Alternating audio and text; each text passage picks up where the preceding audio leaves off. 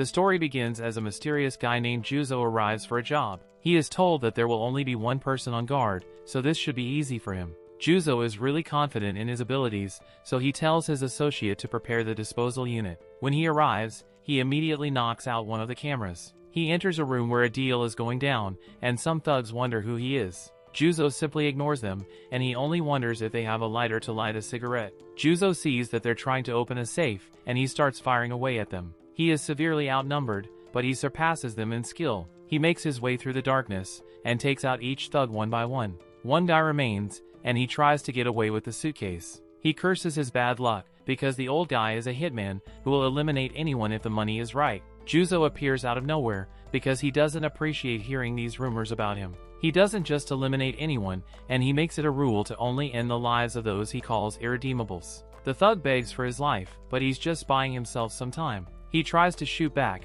but Juzo's already gone. He ends up being behind the thug, and he punches him into another room. Afterward, Juzo's associate named Kotatsu says that he did a great job. There were 25 thugs, and he destroyed them all. Juzo is upset though, because Kotatsu said that there would only be one guard. Kotatsu points out that it didn't matter in the end, because Juzo's a legendary hitman. Juzo doesn't appreciate that, and he tells Kotatsu to never call him that again. Kotatsu manages to open the briefcase, to reveal that there's a wasp nest inside. They go get some food, and Kotatsu is stunned by how much garlic the hitman is eating. In the morning, Juzo enters his building, and he terrifies some poor kid. He can only apologize, because he's never been good with kids. He used to have a family, and he wonders if things would have been different if he were better with kids. His job is all he has, so he could never relate to his own child. Just then, Kotatsu arrives, because he needs to use Juzo's bathroom.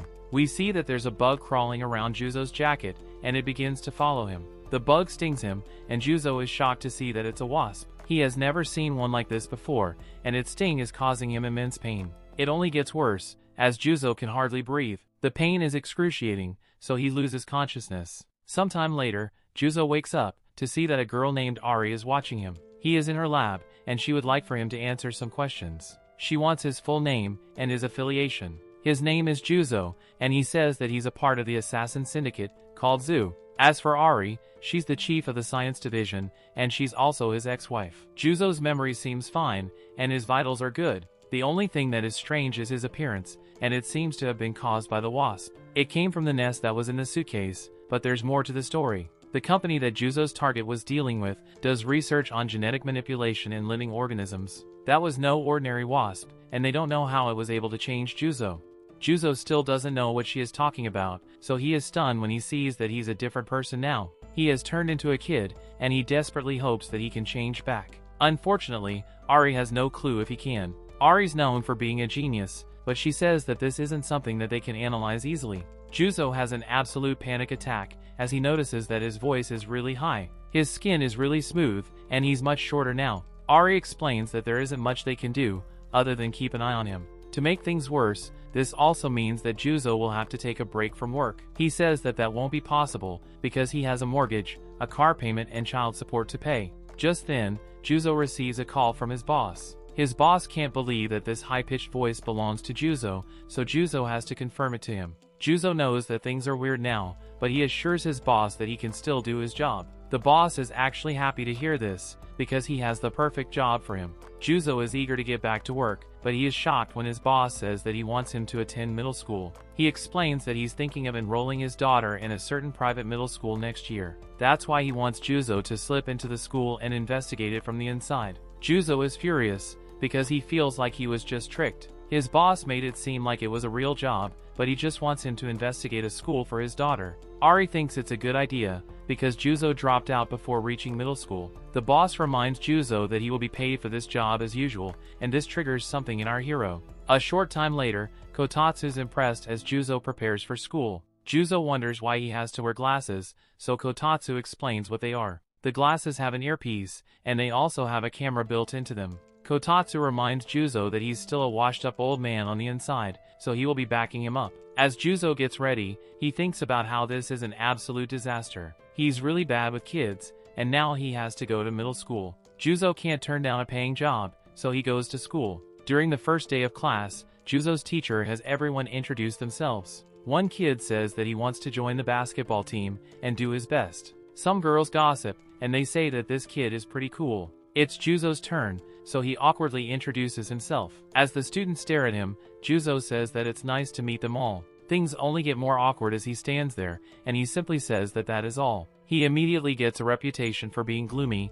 and Kotatsu scolds him for his terrible intro. Blending in with the class is part of Juzo's job, so Kotatsu tells him to do better. Juzo returns to the front of the class, and he thinks about his hobbies. Nothing comes to mind, so he decides to go with a special skill instead. Juzo still doesn't know what to say, and he wonders if sniping would count as a good answer. This surprises the entire class, and they wonder if he's some kind of edgelord. Kotatsu says that that was a terrible answer, so Juzo says that he was talking about airsoft guns. He likes airsoft, and playing survival games. That's a better answer, but some of the students still think that he's really gloomy. A while later, the school day is finally over. Juzo says that if day one was like this, he doesn't look forward to what's ahead. Some girls bump into him, and they apologize, while calling him Otaku Boy. Kotatsu says that he can take them out if he wants, but Juzo says that it's okay. When he returns home, Kotatsu reveals that he made Juzo dinner. Juzo wonders why he's cooking in his house, but he quickly forgets that when he realizes how good the food is.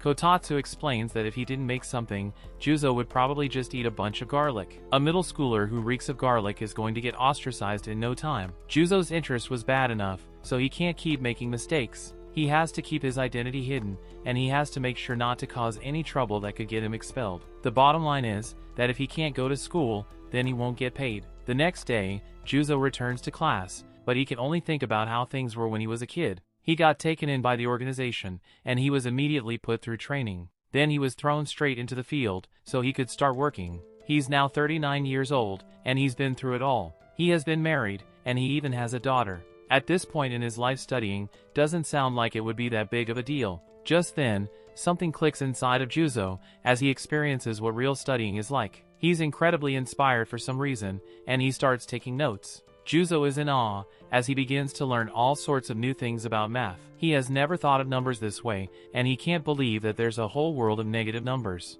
Juzo completely loses himself, and he takes notes like a maniac. The class eventually comes to an end, and Juzo finds himself in tears. He never got to experience this when he was younger, and he only now realizes that studying is fun. Math, science, social studies, and even language arts, Juzo loves it all. Learning things he never knew before, and understanding them on a deeper level. Juzo can't understand this new feeling, and he wonders if it's the backlash from never thinking before. He used to avoid using his brain, so he could put his head down and just do his work. Every little thing he's being taught now is hitting him harder than a glass of whiskey after a job well done. That night, Kotatsu is horrified, and he wonders if something is wrong when he finds Juzo in his room. Juzo's actually just studying, but he says that this is a real problem. Middle school coursework is so fun for him that it's overwhelming. Kotatsu can't understand what the problem is, so Juzo has to explain. He finished his review and homework in no time, but he didn't stop there. He went ahead and started doing tomorrow's prep work. Kotatsu helps in the only way he knows how, and that's by cooking another extravagant meal. The next day we see that there's some weirdo hanging outside the school. When class ends, Juzo can only wonder what he will do. Learning was a blast for him again, and he especially likes social studies. Juzo was able to connect the stuff he was learning to his own life experience, and it made it way better. It's not all good though, because Juzo still isn't good with kids. Just then, Kotatsu points out that there's a commotion nearby. Some guy with a panda mask kicks a guard in the face, and some girls laugh at him. They think it's hilarious, but they are terrified when the guy charges at them. This guy is a real weirdo, and Juzo wonders what's wrong with him. Kotatsu points out that those are the girls who gave Juzo an attitude before, so Juzo doesn't owe them any help. Juzo acknowledges that they are mean, but they're also the same age as his daughter. Juzo's also at the age where he isn't petty enough to not help someone just because they were mean to him. Kotatsu is terrified as he realizes that Juzo is about to do something. He desperately reminds Juzo that he can't blow his cover.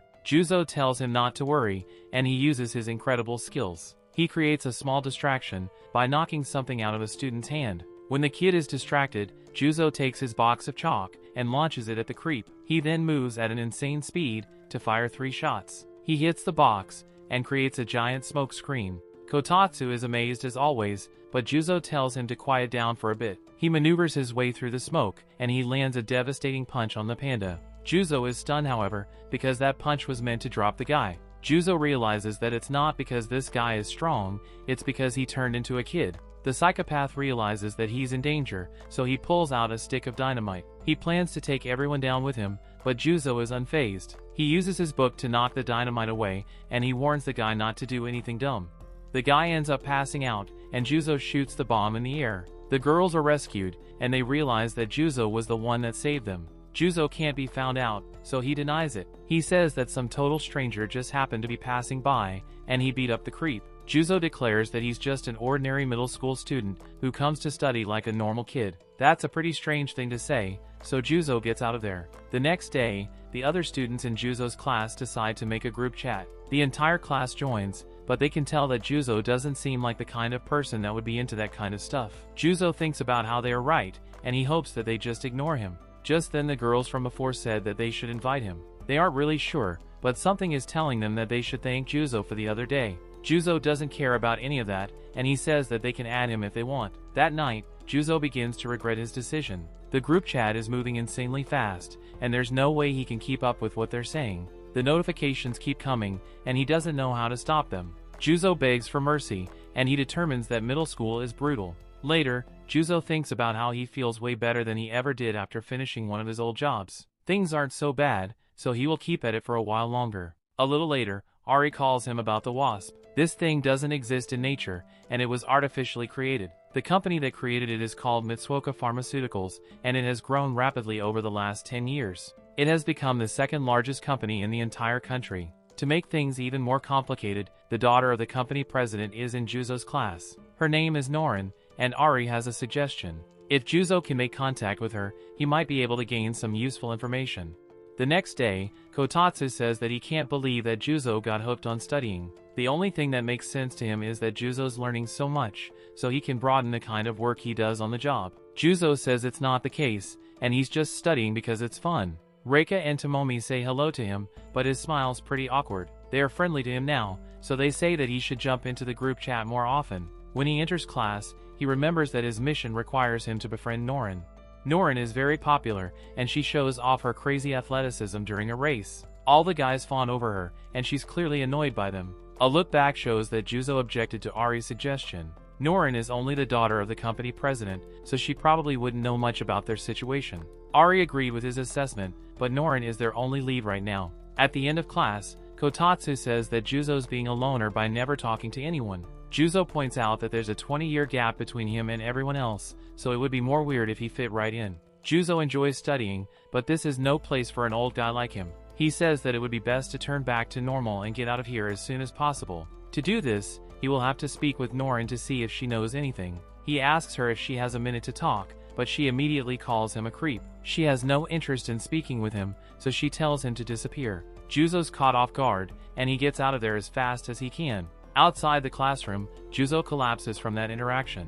The saddest thing for an old guy to hear is that he's a creep, and the way she said it made it 10 times worse. Juzo's completely ashamed, and he passes out. The other girls explain that Norin really hates guys. She's good at both studying and sports, and her parents are really rich. She is tall and looks like a model, so guys are always asking her out. Norin couldn't care less, so she brutally shoots them down without any consideration. Even girls don't hang out with her, because she's very hard to approach. Kotatsu wonders what Juzo will do, so Juzo says that he's at a dead end. No guy will ever be able to get information from her, so he's ready to give up. Just then, Juzo's stomach grumbles, as he's getting hungry. He enters his local ramen shop, and he's shocked to find that Norin is the one to welcome him. Norin is also horrified, so the two of them just awkwardly ignore each other. She eventually gives him some water, and asks him what his order is. Juzo orders ramen with an egg, and Norin sends the order to the chef. As he waits, Juzo wonders what's going on. Norin is the daughter of one of the wealthiest men, so it doesn't make sense for her to work at a ramen shop. Middle schoolers aren't even allowed to have jobs, so he begins to wonder if this is just a girl that looks like her. This is a huge mystery, but Juzo decides to eat, before trying to figure it out. The ramen is absolutely amazing, and it's way better than it first looked. The quality of the noodles and toppings are on a whole different level than he has ever tasted. Even the broth sends him to a different universe, and he says that the depth of flavor is absolutely incredible. Juzo's completely focused on his food, but Norin interrupts him. She says that when the shop closes, she would like for him to meet her in the back. When they meet, she wonders what he's doing in this area. Juzo explains that he lives around here, and Norin curses her bad luck. This place is far from the bus station, and there are no hangout spots, so she was sure that this would be the last place anyone from school would show up. She then begs Juzo to keep this a secret from everyone. That's not a problem for him, so they start walking together. Norin explains that she walks home alone every day after school, so Juzo wonders why someone doesn't just drive her. Her family is pretty rich, so it probably wouldn't be a problem. Norin simply explains that she hates that sort of thing. As for the ramen shop, it belongs to her uncle. She doesn't get paid, and it's more like she's helping a relative. Norin then admits that her family is extremely wealthy. She also acknowledges that people think she's pretty, so she can't deny that she's been blessed. The downside is that her parents are always introducing her to guys that they think would make a good future husband. The guys never know anything about her, and they always look at her the same way. Deep down, Norin could only think about how disgusting these guys were. Now that she's in middle school, the boys in class look at her the same way. Juzo is shocked as he now realizes why she hates guys so much. Norin is then surprisingly positive, as she declares that that is why she wants to own her own ramen shop one day. Juzo is really confused, because those two things don't really seem related. Norin explains that she really hates her family's old-fashioned mindset. They believe that women should always marry early, so they can become housewives as soon as possible. Norin would rather live on her own strength, and carry on the flavor of her uncle's ramen. Her uncle became a ramen chef because he hated the thought of only hanging around other rich people. Whenever Norin was feeling down, he always just made her ramen without saying a word. Norin says that Juzo reminds her of her uncle, but she can't figure out why. Juzo surprises her when he says that she should just do what she wants. Just because she is their daughter, it doesn't mean that she has to live the way her parents want her to. Juzo then agrees that her uncle's ramen is delicious. Norin gets really excited because she loves talking about ramen. She was especially happy today because they let her help with prep. Eventually their walk comes to an end as Juzo's close to his house. Norin gets really serious, and she reminds him that their conversation doesn't mean that he can start acting friendly to her at school. They part ways, but things take a dark turn as someone kidnaps Norin. Juzo doesn't have enough time to help her, and he wonders how something like this could just happen. It does kind of make sense, because Norin's father is the head of a major company that's involved in some pretty shady stuff. There are any numbers of reasons that someone would target her, so he tells Kotatsu to look into it. Kotatsu gets the license plate, but there's a good chance that it's fake. Just then, Kotatsu wonders what Juzo is doing as he begins to run. Juzo reminds him that his bag has a transmitter round in it, so he's going to use it. Kotatsu can't believe that he's going to try to go after them,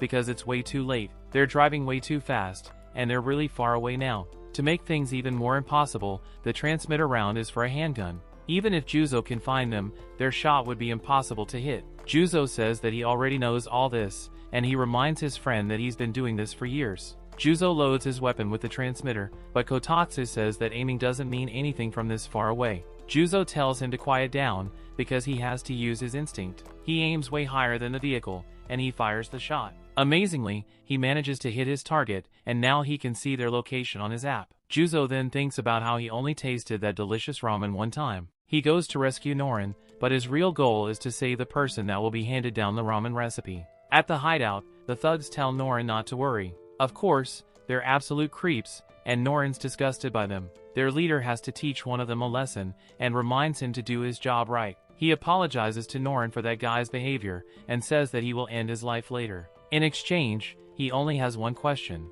He wants Norin to tell him about the top-secret drug that her father's company's developing. He is sure that she knows, but Norin denies it. Unfortunately for her, their client told them that Norin knows. Norin says that she doesn't, because she never hears about her father's work. These guys are really evil, and they're determined to get the truth. The leader reveals that he knows that she works at her uncle's shop. He says that he just went there the day before, and the food was terrible. He wouldn't even call it food, and he says that a place like that should be wiped off the map. He threatens to smash it to pieces, and Norin is horrified. She cries out, and says that her uncle has nothing to do with this. The guy doesn't care, and simply says that if she tells him the secret, then he might calm down. Norin really doesn't know, and she tries to think about what the secret could be. Things are about to get really bad, but the guy ends up taking a bullet to the head. It's Juzo, and he's furious about the guy insulting that delicious ramen. Juzo can't let Norin see who he is, so he puts a bag over her head. The thugs wonder who this brat is, but Juzo explains that he's way older than them. Before he beats them to a pulp, he gives them two pieces of advice as their elder. First, he says that they shouldn't call food that someone made for them awful. The guys interrupt him before he can finish, so Juzo takes them all down. Kotatsu is stunned as he sees that Juzo has been using non-lethal rounds. Juzo simply tells him that he's not ending any lives while he's off the clock. Just then, they hear that there is still a bunch of criminals in the building. Getting out of here with Norin will be impossible, so Kotatsu wonder what Juzo's going to do. Juzo declares that they're going to take a ride, and he puts Norin on a flatbed. He uses it to surprise the guy, and he knocks him out. They encounter more thugs outside the room, but Juzo hides behind the flatbed and takes them out. Norin is getting sick as he pushes her around, but there's no time to stop. Juzo uses the flatbed to block some more shots, and he continues to clear a path. This building is pretty big, so it takes them a while to make their escape. When they finally get out, the guy from earlier reappears in a truck. He has given up on doing his job, and he now just wants to run them over. Juzo shoots at him, but he finds that the vehicle is bulletproof. Kotatsu is horrified, because the situation just keeps getting worse. If Juzo were alone he might be okay, but right now he has to protect Norin. Luckily, Juzo has a plan, as he tosses Norin off the cart. He launches it at the car instead, and he throws something else that he picked up on the way. His throw is extremely precise, and it flips the truck. Juzo finally gives his second piece of advice, and he admits that it might be old-fashioned. He declares that any man who can't treat a woman kindly is absolute trash. His rescue mission is finally done, so he uses a special spray to put Norin to sleep. Just then, Juzo realizes that he left his study guide inside the building. The next morning, Norin wonders if it was all a dream. She still has some injuries, which means that it all really happened. She then remembers the voice of the person who saved her, and she wonders if it was who she thinks it is. She confronts Juzo, and asks him if he saved her. Juzo acts like he has no clue what she's talking about, and he wonders if she means the conversation they had. He quickly changes the subject, and says that he has a request. He wants to start dropping by for that ramen once in a while, so he would like for her to treat him to his next bowl. Norin agrees, but she says that he can't add any toppings.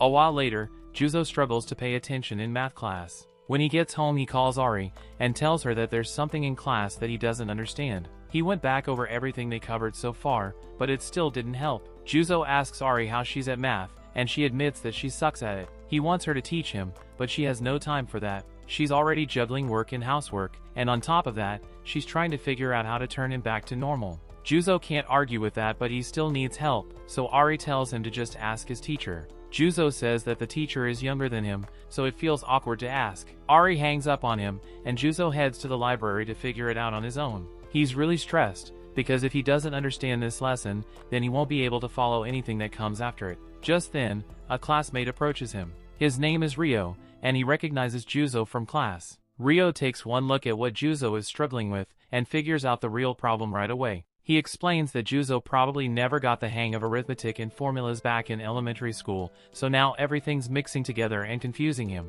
Juzo thinks about it and realizes that this is absolutely true, because he spent all his time fooling around back then, instead of paying attention. Ryo says that he comes to the library to study pretty often, so he offers to study together with Juzo. Juzo agrees, and the two of them get to work. A while later, Juzo scores a perfect score on his math quiz, and he's absolutely thrilled. He tells Ryo the good news, while giving him all the credit, but Ryo points out that it's because Juzo worked hard to learn the basics. Juzo immediately wants to buy Ryo a drink to thank him, and he starts calling him teacher. At a diner, Ryo bumps into someone and the guy gets upset. He calls Ryo a little punk, while telling him to be more careful, and Ryo apologizes. After sitting down, Juzo points out something he noticed when Ryo was teaching him every day. He saw that Ryo was always studying just as much, if not more himself. It feels like Ryo has some kind of goal he's aiming for, which is really impressive. Ryo tells Juzo that he has a secret and he doesn't want him to tell the class. Juzo agrees, so Ryo reveals that he has a dream of becoming a doctor someday. He explains that his mom got sick and passed away when he was young, and on the days when his dad wasn't around, his grandmother took care of him. Lately, his grandmother's health has gotten a lot worse. That's why he decided that he wants to help people like his mom and grandmother live longer lives. Juzo is genuinely moved by this, and he thinks about how he's always said that he was bad with kids. He realizes now that maybe the reason for that is because he never really treated them as individuals. At the very least, Ryo is way more admirable than Juzo could ever claim to be. Just then they're interrupted by the rude guy that's been listening to their entire conversation. He calls Ryo's dream of becoming a doctor a waste of money, and basically calls him stupid for even trying. Juzo wonders if he should punch this guy in the face, but Ryo tells him not to. The guy turns to Juzo next, and says that stumbling over schoolwork in your first year is just dumb. He adds that trying really hard when you're not cut out for it is just advertising how stupid you are. Rio seems really put down at first, but he ends up being the one to stick up to the guy. He says that they've heard enough, and he tells the guy that what he's saying has nothing to do with why he wants to become a doctor. He also says that even if the guy is right, there's something deeply wrong with a person who calls others idiots just because they don't agree with him. Rio makes it clear that he doesn't want someone like that laughing at his friend's hard work. The guy tries to respond, but everyone else in the diner starts to shame him. They tell him to mind his own business, and they criticize him for picking on kids. The guy storms off completely humiliated, and Juzo says that he has a whole new level of respect for Rio. Rio explains that he just lost his temper, but Juzo thinks it was awesome. The rude guy tries to get revenge by running them over with his bike, but Juzo sees it coming a mile away. He uses his protractor to knock the guy off his bike, and he tells him to go cool off. Juzo makes sure that he still has his precious laptop, and the guy falls into the river. That night Juzo has a dream about how he used to find it really hard to talk to his own daughter. When he wakes up, Kotatsu points out that his apartment is an absolute dump. Juzo says that he hasn't called the housekeeper in a while, so Kotatsu tells him that he should clean himself. Juzo refuses, and he says that men don't do that kind of stuff. Kotatsu is not amused, and he tells Juzo that he needs to seriously update his values. A while later we learn that clubs are starting up at school, and everyone is trying to decide which one to join. Juzo says that he should probably avoid athletic clubs, because he would stand out way too much. Some guys lose their baseball, and Juzo shocks everyone when he throws a bat at them really hard. Rio says that he's thinking of joining Kendo, because he did a little before, and he wants to balance it with his studies. He asks Juzo what club he's joining, and Juzo says that he'll probably skip the athletic clubs, because he would stand out way too much. He considers some of the cultural clubs, and he notices that there's a home economics club. Juzo assumes that it's probably all girls, and a voice says that that isn't a good thing to say. It turns out to be Rio's older sister, and she's also the president of the home economics club that Juzo was just talking about. She tells Juzo that her brother has told her about him, and she's not impressed by his old-fashioned way of thinking. She says that regardless of whether you're a man or a woman, if you're alive then you eat, so that means you should cook. Also, if you make trash, then you should clean it up. She puts it simply by saying that everyone should learn to wipe their own butt. Juzo's shocked to hear her speak this way, but he immediately understands what she means. She tells Juzo that they have a trial club session today, and he should come by. Juzo is hesitant, but she tells him that if he doesn't show up, then she will not let him borrow Rio anymore. Juzo can't believe that someone just threatened the legendary assassin over a club activity, but he has no choice. At the trial, they make rice balls and miso soup, and Juzo's surprised to see that there are actually quite a few guys here. The club president then issues Juzo a challenge. If this session ends up being boring, then she will take care of all his day-to-day needs for the next 6 months. But if he ends up having fun, then he has to join the club. The trial session begins, and Juzo gets to work making the food. He works really hard, and he even impresses himself with how good it turns out. When it's over, the club president asks him what he thought. Juzo tries to play it cool and says it was just okay. He then tries to call it a draw, since it wasn't boring but it also didn't really move him enough to want to join. The club president says that the contest isn't over yet, because he still has to enjoy his leftovers. As Juzo walks home, Kotatsu says that he heard him enjoying the food. Juzo admits that it was good, but it really wasn't enough to make him want to join. Juzo sends some of the food to Ari, and she calls him up. Ari says that Kozo and her already ate it, and she passes the phone to their daughter. Juzo's caught off guard and Kozo thanks him for the food. A flashback reveals what the president told him about the leftovers. She told him to have someone important to him eat the food that he made. Making it for yourself is one thing, but making it for someone else is 100 times more fun. Back to the present, Kozo tells Juzo that the food was really tasty. After the phone call, Juzo sighs, as he realizes that he might have just lost a bet. The very next day, Juzo signs up for the Home Economics Club. In the hallway he sees Norin, who's also signed up for the same club. They're both confused, because neither of them are the type to join Home Economics. Juzo explains that his situation is complicated, but he's more interested in why she's joining. Norin explains that she thought that it might help her do more at the ramen shop. She also makes it very clear that he shouldn't tell anyone. He shouldn't get too friendly with her either, just because they're in the same club. Just then, Juzo gets a call from Kotatsu and he can immediately tell that something is wrong. Kotatsu tells him that he has bad news about how to get back to his original form. He says that the conclusion is that Juzo has to marry Norin. Juzo can't believe what he's hearing, and he asks Kotatsu to explain himself. Kotatsu reveals that Mitsuoka Pharmaceuticals just put out a major announcement, saying that whoever marries Norin will inherit the entire company. Juzo can't understand why this announcement would be made, because it would only result in backlash. Kotatsu thinks he knows why, and he reminds Juzo about what the kidnapper said. The kidnapper believed that Norin had some kind of secret related to her father's top-secret drug. This is apparently being talked about as highly credible information behind the scenes. To put it simply, brute force will not work on Mitsuoka Pharmaceuticals. The only way to uncover the secret of the Wasp is to inherit the company. This means that Juzo's new mission is to become Norin's fiancé. Juzo immediately shuts down the idea, and reminds Kotatsu that he's a divorced man pushing 40. None of this sounds right to him, and he's not about to become a middle schooler's fiancé. Later, Juzo goes to eat ramen at Norin's ramen shop. He says that whenever he eats here, he can forget about all his problems. He tells himself that there's no way an old guy like him could ever pull off becoming Norin's fiancé. He might be back at square one when it comes to getting his body back, but whatever happens, happens. He pays Norin for the ramen, and he can tell that something's bothering her. He's heard that things have been hard for her lately, since people have been coming onto her ever since the announcement. Her shift at work is over, so her uncle says that she can go home. As they walk together, Norin vents to Juzo about how frustrated she is with her father. She says that he barely ever comes home anymore, and she never wants to see his face again. She's really upset over the announcement, but Juzo's not even paying attention. He says that that sounds pretty bad, and she can't believe that he's not really listening. She gets really frustrated but admits that it's actually kinda nice. This is the kind of pointless back and forth that she wants to have with friends. She wonders if she'll meet someone in the club, and she realizes that she's kind of friends with Juzo. The next day, Juzo goes to the club, ready to learn how to wipe his own butt. Just then, the president reveals that they have a bit of a problem. The club has been flooded with applicants, and most of them are here because of Norin. A bunch of guys are trying to join the club, just to get close to her. The guys are really annoying, and Norin gets overwhelmed. She makes eye contact with Juzo and makes up her mind. She tells everyone to shut up, because she wants to make one thing very clear. She says that she already has a boyfriend, and she grabs Juzo. She announces that he's her boyfriend, and everyone is stunned.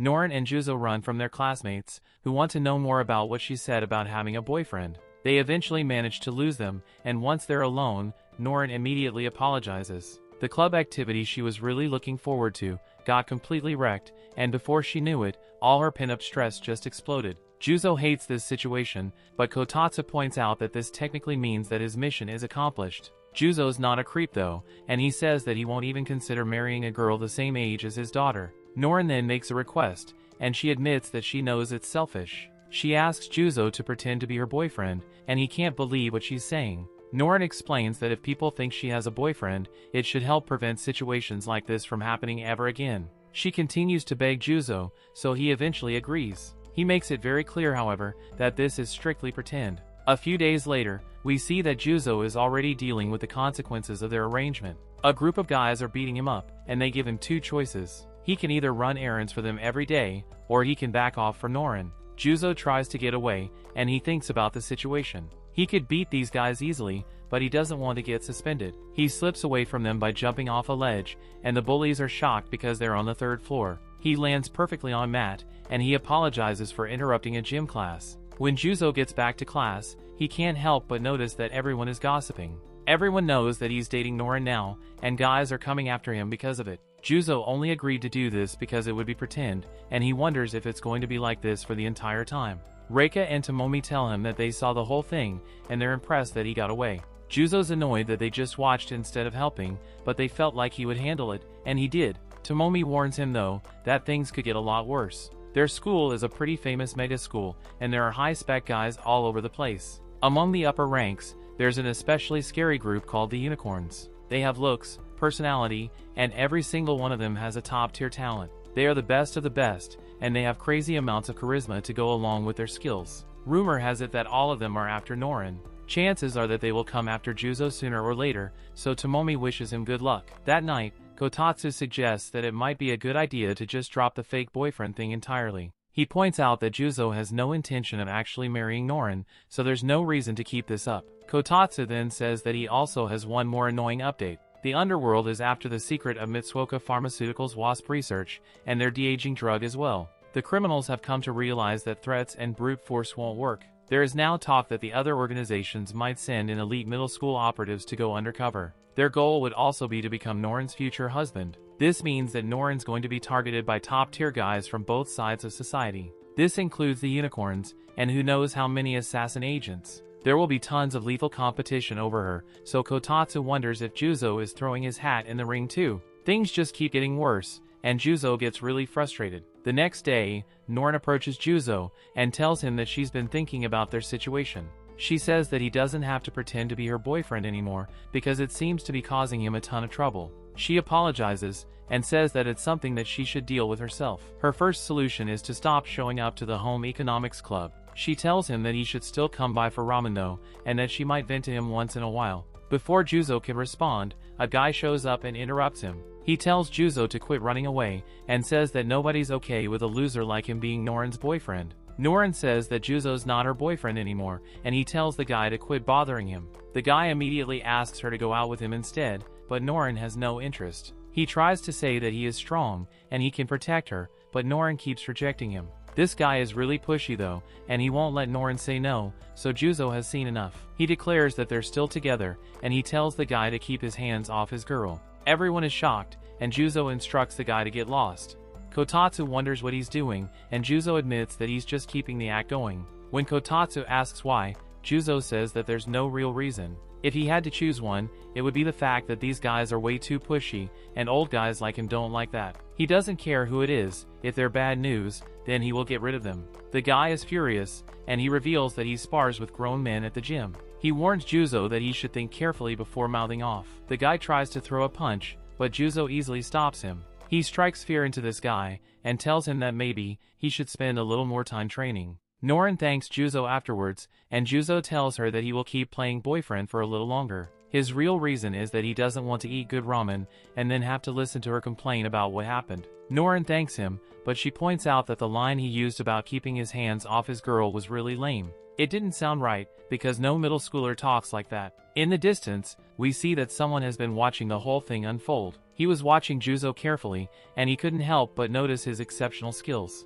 He says that with those moves, Juzo might be in the same line of work as him. He determines that Juzo may be tougher than expected, as a romantic rival on this job. A look into the past shows just how strong this guy is. He encountered someone, and easily destroyed him. He was approached by his employer, who said that his skills were very good for someone his age. The man belonged to an organization, and he was happy to see someone that had once-in-a-generation type of talent. His next assignment was to infiltrate Noren's middle school and become her fiancé. The guy referred to him as Babyface Baby and wished him luck. Back at school, Noren wonders if Juzo is secretly really strong. Juzo nervously denies it and says he's never been in a fight in his entire life. Noren points out that the guy he scared off the other day looked pretty tough, and Juzo says that it was just a fluke. Noren is still really suspicious of him, and Juzo tries his best to seem normal. Kotatsu laughs and says that his boss is getting grilled by a middle schooler. Noren moves on because they aren't really dating, and he can keep as many secrets as he wants.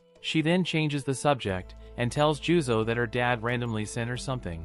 It's a fountain pen, and what makes no sense is that he told her to give it to her boyfriend, and he even knew Juzo's name. Juzo wonders why he would do this, but Noren has no clue. In the hallway, a transfer student arrives, and all the girls gossip about how cool he is. He is really tall, and all the girls immediately go crazy over him. He's introduced to the class, and Kotatsu is immediately suspicious of him. Juzo's on the same page, because it's too much of a coincidence for a transfer student to appear at a time like this. Juzo can tell that there's something about his presence, and he determines that another pro has just arrived. Juzo takes this very seriously, because this guy is here to become Noren's fiancé. The teacher introduces him as Shinko Hazumi. The girls in class are really excited, because someone cool has finally appeared. His introduction doesn't go well though, when the teacher tells him to say something about himself. Shin freezes up in front of everyone, and he can't get any words out. He ends up saying a bunch of broken words, and no one can understand him. It's a complete disaster, and the students awkwardly clap. Juzo can't believe this guy's a pro, because he just choked in front of everyone. The teacher just has him take his seat, and Noren says that it's nice to meet him. Shin just collapses into himself, and he thinks about how cute Noren is. He has only seen pictures of her, but they didn't do her justice. He thinks that there's no way he can flirt with a girl this cute, but it's a job, so he has to push through. He gives Noren a letter,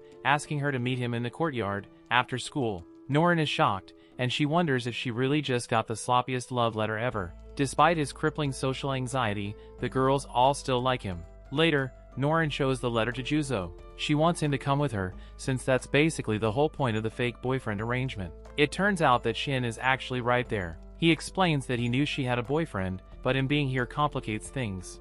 Norin is shocked because he sounds completely different from how he was in class. Norin wonders what changed, and she's shocked to see that Shin has a pacifier in his mouth. Shin explains that he has extreme stage fright, but he calms down whenever he acts like a baby. Juzo thinks about how the underworld is full of weirdos, but this guy is really something. Shin wants to discuss what he wrote in the letter, but Norin reminds him that she has a boyfriend. Shin says that he can't hold back, because it was love at first sight. He wants her to give him a chance, and he stares into Norin's eyes. She can't help but notice that he isn't so bad looking. The way he's looking at her makes her heart skip a beat, and there's something hypnotic about him. Of course it's weird that he has a pacifier, and Norin thinks about how she should reject him. She settles on punching him in the face. Norin reveals that she can tell that he doesn't even really like her. What makes her most upset is that it feels like he's being forced to do this. She says that if someone tells her how they really feel, she will give them a real answer. However, if someone comes at her with the joke of a confession, she makes a point of punching them. Shin is blown away by how direct and strong she is, and he declares that he's not really in love. Shin imagines her being his girlfriend, and he thinks that it would make him really happy. He quickly apologizes, and admits that she was completely right about everything. He tells her again that he likes her for real this time. He then turns his attention to Juzo, and throws a kick out of nowhere. Juzo dodges it, and is shocked to see that Shin somehow got behind him. Shin thinks about how he knows that Juzo is in the same business. His original plan was to make an impression, and then take his time. However, after meeting Juzo, that has all changed. Instead, he challenges Juzo to a duel, with his position as Norin's fiancé on the line. He reveals that the fountain pen that Norin's father sent is actually proof of who the official fiancé is. Also, once a duel is issued, it must be accepted. Shin says that these guidelines have officially been announced, so Norin checks her phone. Kotatsu confirms that if Juzo loses, the role automatically changes hands. Juzo says that this keeps getting more and more annoying, because this guy thought that he could just steal Norin. Juzo declares that he doesn't care about duels or anything else. He simply refuses to hand Norin over, so he accepts the challenge. Norin reads the announcement that says, whoever is holding the fountain pen at the end, gets to be her fiancé. In class, the other girls can't believe it, and they laugh at the terrible position that Juzo's in. Norin is horrified, and she feels like she's going to be sick. She hates people making a spectacle out of fighting over her. She reveals that Juzo was only doing this because she asked him to fake being her boyfriend. She was never planning to date anyone in the first place, and now this whole thing is a mess. Juzo says that there's no going back now, but he will not lose, no matter what kind of match it is. After school, a huge crowd gathers to watch the duel. Onlookers can't believe that it's really happening, and Shin explains the rules. The match will last 1 hour, and Shin's objective is to make Juzo put a pacifier in his mouth. If Juzo can survive the entire hour without having one shoved in, then he wins. The girls laugh at the crazy duel, and Shin wonders what kind of life this is. Shin then takes a moment to confess his love to Norin. He says that he wants to use her lap as a pillow after he wins, but Norin just gets annoyed. Shin explains that they will use an hourglass, and exactly 1 hour will have passed when the last grain falls. The duel begins, and Shin unleashes a barrage of punches. Even bracing himself, Juzo can tell that Shin's skills are the real deal. Juzo can't reveal his true abilities, so he has to dodge all of Shin's attacks in the most pathetic way possible. Of course, Shin is incredibly dangerous, so this is easier said than done. Juzo runs into the school, knowing that he just has to keep this up for another hour. Students notice that Juzo is actually dodging Shin's attacks, and they wonder if it's just luck. It's been a long time since Juzo has faced anyone this good, and that includes before he became this younger version of himself. As the battle goes on, Shin tells Juzo that after Norin turned him down, he thought about what separates them. He determined that it was because one of them is a baby, and one of them isn't. However, he realized that if they were both babies, then he would be the superior one. Juzo has no clue what he's talking about, and he has to dodge several of Shin's attempts at putting a pacifier in his mouth. Shin tells him to just give the pacifier a try, because he might like it. Shin's attempts are getting more vicious, as he declares that he's in love with Norin. He then asks Juzo if his feelings for Norin are stronger than his. Juzo thinks about it honestly, and admits to himself that he doesn't have romantic feelings for Norin at all. He is a grown man, and he only took this on because he got stubborn.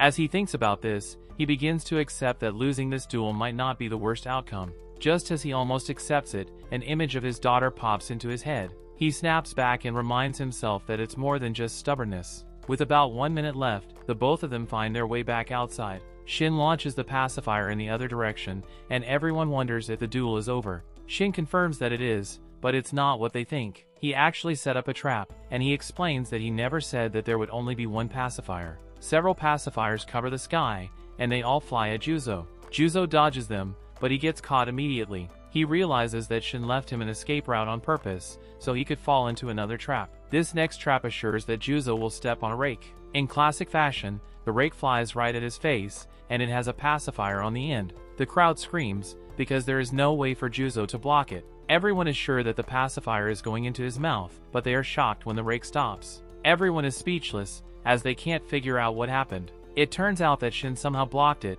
with a string between two trees. Shin is amazed, because Juzo used some wood carving knives that he found in the class. He threw them, as soon as Shin sprung his first trap, and his timing was perfect. The hour runs out, and the crowd can't believe that Juzo actually won. Shin realizes that his love actually lost, and he apologizes. Juzo admits that he doesn't know if his feelings are stronger than Shin's. He does feel something for Norin, it's just not the same as what Shin feels. Juzo admits that he only just realized that he's been projecting Kozo onto Norin. There is so much he couldn't do for Kozo, and he doesn't want Norin to end up unhappy. Later, Norin says that she doesn't know how to deal with two boys dueling over her. The Home Economics Club then gets their new member, and it's revealed to be Shin. He declares that he's not giving up on Norin, and Norin tells him that he very much should.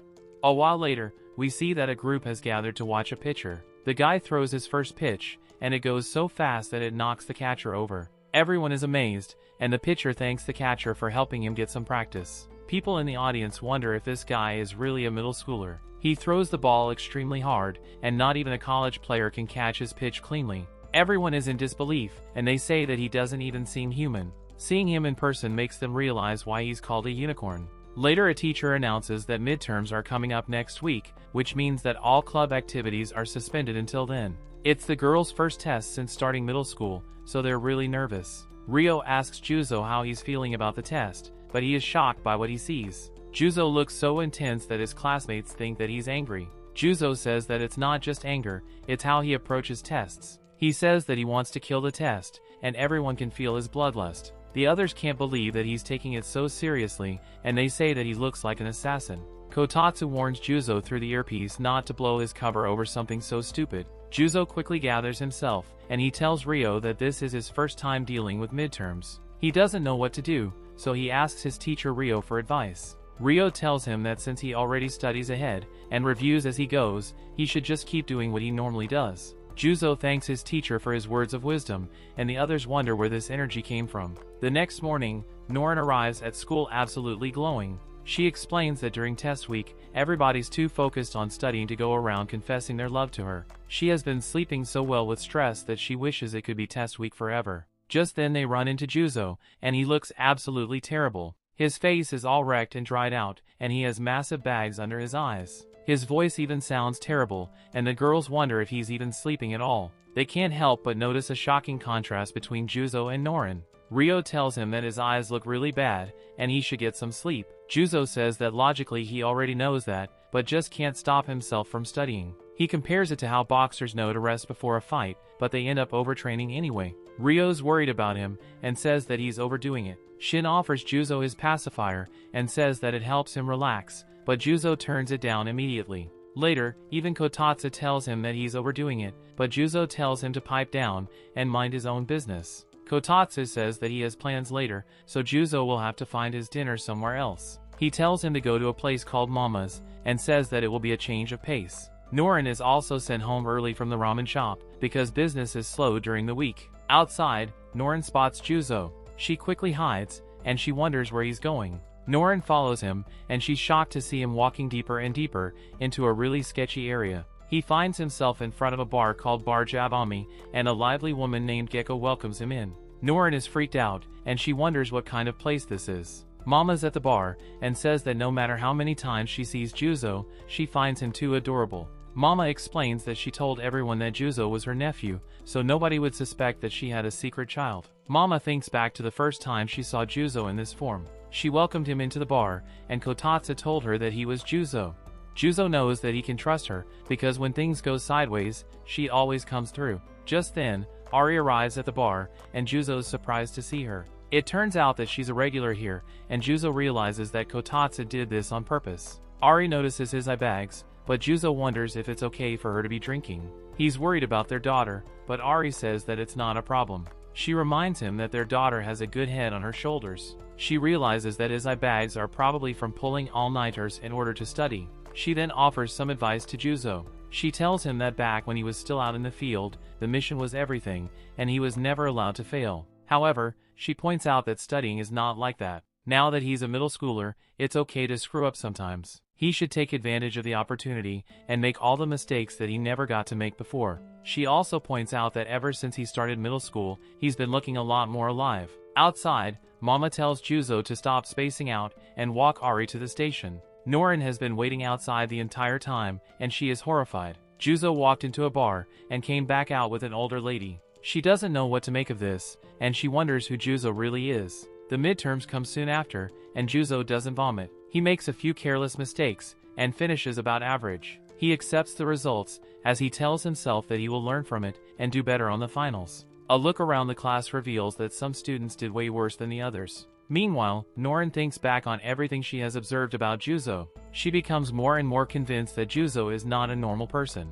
To her, Juzo feels more like somebody's uncle, or a dad from a totally different age group. She's getting really suspicious, and she wonders if he's really a middle school student. During the home economics club, the club president teaches everyone how to sew on a button. First, you pass the thread while leading some slack, then you wrap the thread, and finally you make a loop, before tying a knot. She makes it look really easy, and says that once you get used to it, it doesn't even take 10 minutes. She says that doing this yourself will make you feel more attached to your clothes. Juzo compares it to when people work on cars or motorcycles. The more you work on them yourself, the more attached you get. The club president then tells everyone to try it themselves. Shin is immediately surprised when he realizes what needles are really for. He always thought that they were meant to be coated in poison, in order to stab people. Juzo fails miserably on his first attempt to sew a button, and Norin makes fun of him. Unfortunately for her, her first try was just as bad. Doing this has reminded her how terrible she is at sewing. They go to ask the older club members for help, and they start practicing. After a club, Juzo and Norin run into a senpai named Kido, who's watering some sunflowers that he planted. Afterwards, Juzo wonders if something happened. Norin wonders why, and he says that she seems to be in a good mood. Norin explains that nothing happened, she just likes homemade club. She says that every member has their own little world that they genuinely love. Kido has his plants, Shiro's really into cooking, Yamoko likes baking sweets, and the other girls are good at handicrafts. They all do different things together as a club, and nobody's just hanging around to gossip. Everyone is really easy to talk to, and she's glad that she joined. Later they're told that the next club activity is making rice balls for the baseball team. They need a lot, so the president tells everyone to do their best. Another student explains that their school's team isn't the only one that uses their practice field. There's a senior league team that rents it as well. Today's delivery is actually for them, and there's a unicorn on the team. Unicorns are the group of elite students, and the girl is worried that the unicorn will be after Norin. The president reminds her that it's just a rumor, and it's possible that nothing will happen. However, she tells Juzo and Norin that if they're not comfortable with it, they don't have to be there for the delivery. Juzo understands how Norin feels, so he says that it's up to her. She decides to go anyway, and when they arrive at the field, the team is very grateful for the food. The entire team gets ready to eat, and they call over the unicorn. His name is Tendo, and the others point out how huge he is. He's really tall, and everyone wonders if he's really a middle schooler. Juzo gets suspicious, as he can tell that there's something about him just from looking at him. Tendo thanks them for the rice balls, and starts shoving them down his face. He says that they taste really good, and they're giving him an energy boost. He notices that Juzo and Norin are there, and he reveals that he's been hoping to talk to them. He points out that they've been getting a lot of attention lately, and Norin thinks about how massive he is. Meanwhile, Juzo is ready to hear if the rumors are true about Tendo going after Norin. He doesn't expect him to come out and say it immediately, so he is surprised when Tendo does. Tendo challenges Juzo to a duel, because he will get to be Norin's boyfriend if he wins. Norin is horrified, and she immediately shuts that down. She tells him that they don't even know each other, and it's not happening. Even his teammates say that it isn't worth it, but Tendo tells him that he has it handled. He clarifies that he doesn't actually want to go out with Norin. His real reason is that he wants to crush Juzo, because he's in his way. He then gives a speech about how he believes that sports are the most inspiring thing in the world. People are always being inspired by the players, and that's why everyone needs to be watching him. His goal is to become the first true triple threat sportsman in human history. He clarifies that he doesn't just want to be a triple threat baseball player, he wants to be a triple threat sportsman. Kotatsu immediately looks him up and explains what's going on. Tendo is the ace in senior league baseball, the ace striker in soccer, and a superstar in middle school basketball. He dominates all three sports, and keeps racking up national titles. Kotatsu is stunned because he really is a unicorn, the man with the ultimate physical gift. Tendo wants to eventually become the best player in the MLB, the NBA, and the Premier League all at once. Everyone is shocked to hear this, and they wonder if that's even possible. Juzo determines that Tendo is basically a sports freak who loves the spotlight and can't stand anyone getting more attention than him. However, Tendo tells him that he has it all wrong, because Juzo is no one to him. Tendo calls Juzo a background extra from the home economics club. He says that he isn't even interested in people from some little play club whose existence doesn't matter. He says that Juzo is just annoying, and even his teammates wonder why he's being so rude. Juzo says that it's fine, and he accepts the duel. Norin wonders why he's accepting, because it doesn't even seem like Tendo cares that much. Juzo agrees with her, but he points out that he's the one upset now. Tendo didn't just insult him, he casually dissed the ladies in their club. He tells Tendo to do all that triple threat stuff if he wants, but never to look down on home make. Tendo's just glad that he accepted the duel, and he wonders what they should compete in. He decides that they will compete in a modified form of soccer, called futsal. He says that they will do it 1 week from now, inside the gym. He will only bring one other person, but Juzo can bring as many as he wants. Juzo refuses the handicap, but Tendo insists, and says that without it, it won't even be a match. After Tendo leaves, his coach apologizes to the home economics club on his behalf. Kido points out that Tendo's teammates treat him like he's special, even though he's a jerk. A teammate explains that normally, if a person splits their time between 3 sports, they only have a limited time for each one. However, Tendo overwhelms that limitation through sheer dominance. The guy says that as a teammate, Tendo is the greatest hero, but as an opponent, he is the strongest villain. Back at the home make room, we see that the president is really furious. She tells Juzo to forget the details, and just go out there and wreck Tendo. Juzo is just as angry, and he tells her to leave it to him. In his rage, he vows to make Tendo regret the day he was born. The club then figures out who else should play besides Juzo. Just then the girls notice that something is bothering Norin. Norin thinks back on the awkward moment that she had with Tendo, and she's still cringing about it. She is mortified that her response came off like she was some self-important girl saying "stop fighting over me." As she falls apart, Shin shocks everyone, as he says that he will play as well. He says that what he can't forgive is how Tendo made Norin embarrass herself in front of everyone. Kido points out that it doesn't have to be 2-on-2, so he would like to participate. He explains that he can't forgive Tendo for mocking the home economics club that he loves so much. Besides that, he also doesn't like how he made Norin embarrass herself. Norin is really upset, but it's not about the duel or the dating stakes. She can't stand how Tendo made fun of their club, so she tells Juzo that he better win. No one is more fired up than our hero, so he says that he will. Later, we see Tendo practicing with his teammate. Tendo asks him to help out with the duel, and his teammate is a little annoyed about being dragged into it out of nowhere. He also wonders why he's even bothering with this, because Tendo has never gone out of his way to pick a fight before. Tendo admits that it's true, but he says that when he looks at Juzo, he just gets restless. There is something about him that he can't put his finger on. His teammate declares that he's only going to do the bare minimum in the match, and Tendo says that he wasn't expecting much anyway. His teammate gets annoyed by the extra jab, and he accidentally puts too much power into his next shot. Tendo kills the momentum completely, and his teammate is reminded all over again just what kind of prodigy he's dealing with. Later, we arrive on the day of the match. It's 3-on-2, and everyone wonders what will happen. Juzo says that if Tendo wins, then they will go by the normal rules of the duel. However, if he wins, he wants a condition to be met. He reminds Tendo that he mocked the home-made club, so if he wins, he wants Tendo to apologize to the ladies. Tendo agrees without hesitation, but that isn't all. He says that agreeing to that condition is basically the same as saying that he won't have to apologize, because he's going to win.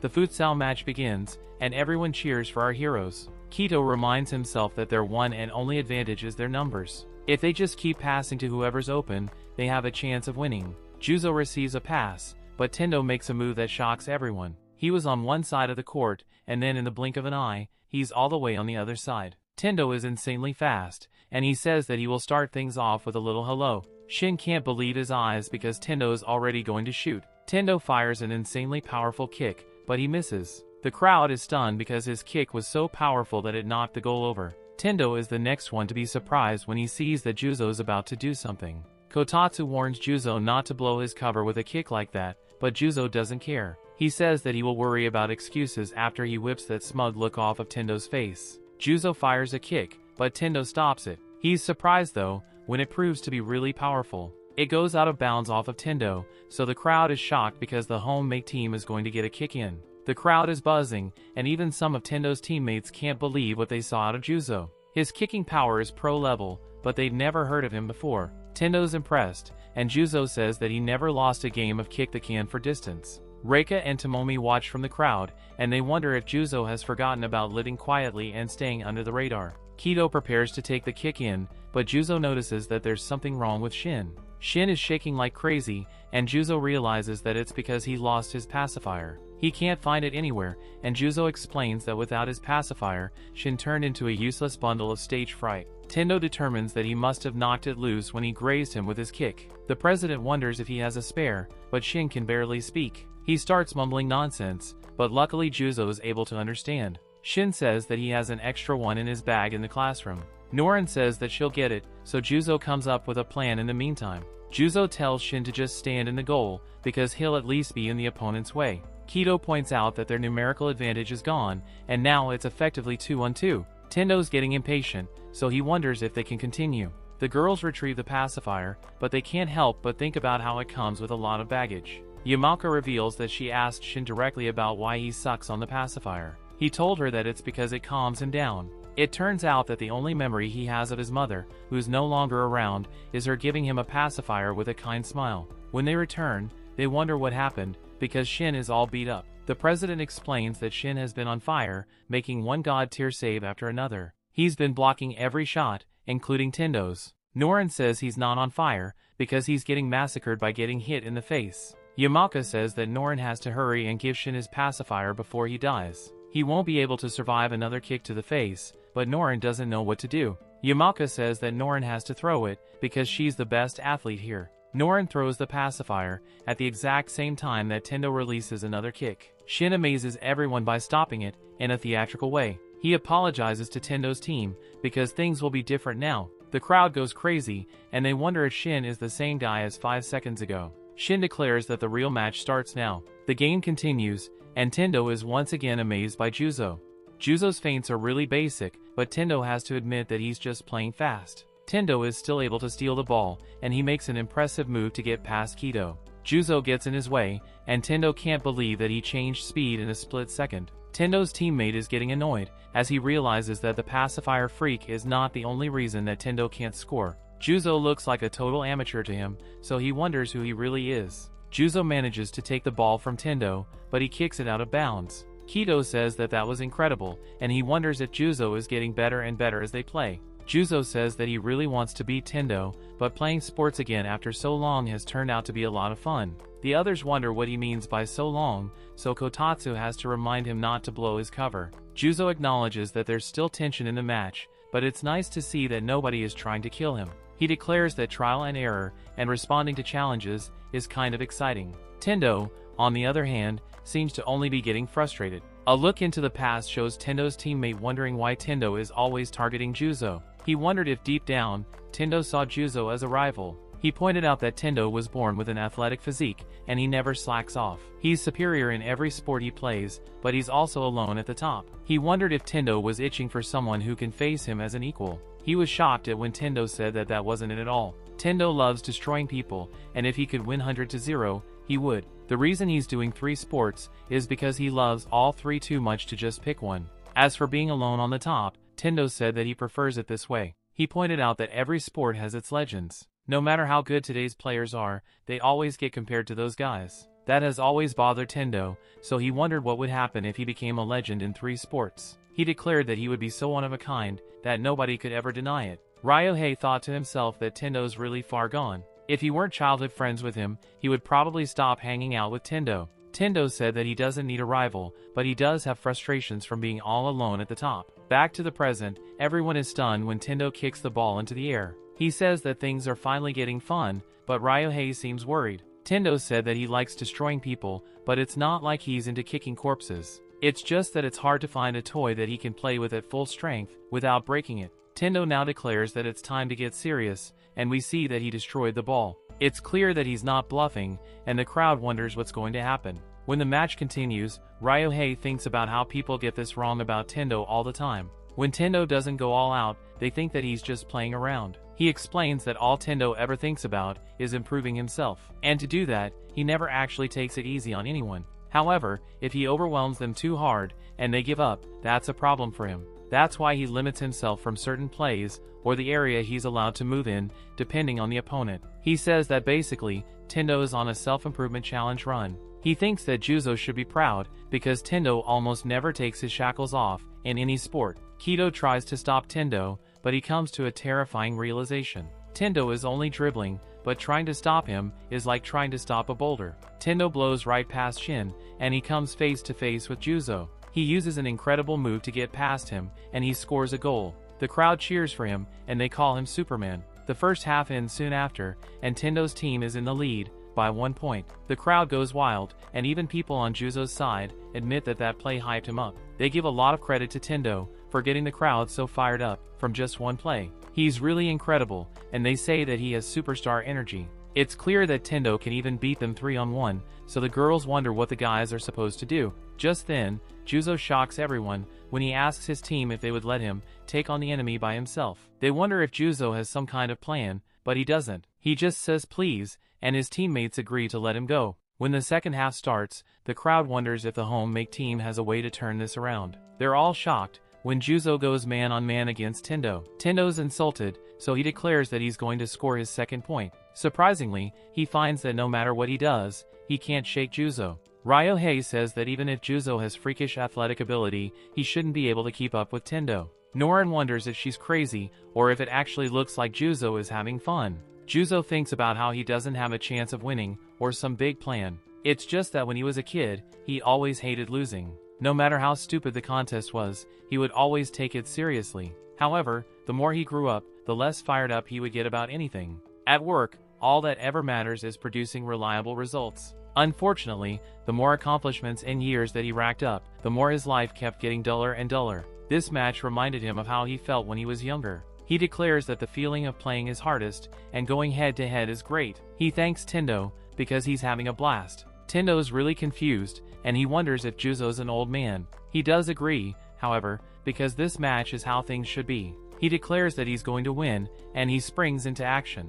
He tries to dribble around Juzo, and the crowd can't believe how awesome this is. Ryohei is shocked, because Juzo could barely keep up just a minute ago. He's beginning to wonder if Tendo is losing in raw physical ability. He then questions if Juzo is predicting Tendo's moves. Shin knows better though, as he thinks about how Juzo is just getting a feel of Tendo's rhythm. Whether it's an official sport, or an underworld fight to the death, the fundamentals are the same. You identify the exact moment your opponent will move, and you match them. Juzo does that perfectly, and he stops Tendo. The crowd cheers once again, as they realize that Juzo and Tendo are even on sheer willpower. Juzo declares that they're not even, because he's still holding a grudge. He begins to overpower Tendo, and he tells him to never look down on the home-made club. He says that Tendo should take a hard look at himself, and do better. He should do it out of gratitude, for the person who made food for him. Juzo declares that when someone makes you rice balls, you should thank them. It's in this moment that he overpowers Tendo, and he scores a goal. The entire gym goes silent, before erupting in cheer. The home-make team just tied the game, and no one can believe it. Tendo is furious, and Ryohei wonders what happened. He's never seen Tendo lose a clash before, and he declares that it's time to get the point back. The match continues, but Tendo finds that he can't move. He lets out a sigh, and he says that he gives up. He can't keep going after what just happened, so he forfeits the match. He says that this is his loss, and everyone is shocked. Juzo wonders if he's gone crazy, and Tendo says that it's a shock for him too. He reveals that he got hurt during their clash. If he continues to push himself, it will affect the sports that he's really serious about. He makes it very clear that he's not looking down on their match. He only takes stupid risks for the sports that he's actually betting his future on. He hates to admit it, but he can't continue their match. The home-make team has announced the winners, and Ryohei can't believe that Tendo lost. The crowd is really disappointed, and they start booing Tendo's team. Ryohei can't blame them, and Tendo says that he will take the boos. Tendo reveals that it hurts too much to walk on his own, so he will have to lean on Ryohei. Just then, the president gets some medical tape, and she tells Tendo to give her his foot. She doesn't specialize in any medical stuff, but it would be better than nothing. She introduces herself as Shiraishi, and Tendo wonders why she's helping him. He points out that he hasn't apologized like he promised, and technically he is their enemy. Shiraishi says that she has no idea what he's talking about. She wonders if battle maniacs like him only see the world as enemies or allies. She admits that his comments bothered her, but that's beside the point. She says that when someone's in trouble, you simply help them. She says that that's what her club is about, and she finishes wrapping his foot. Also, Tendo has a goal that he's willing to put over everything, and that's worthy of respect. Just then, the other girls arrive with some crutches for Tendo.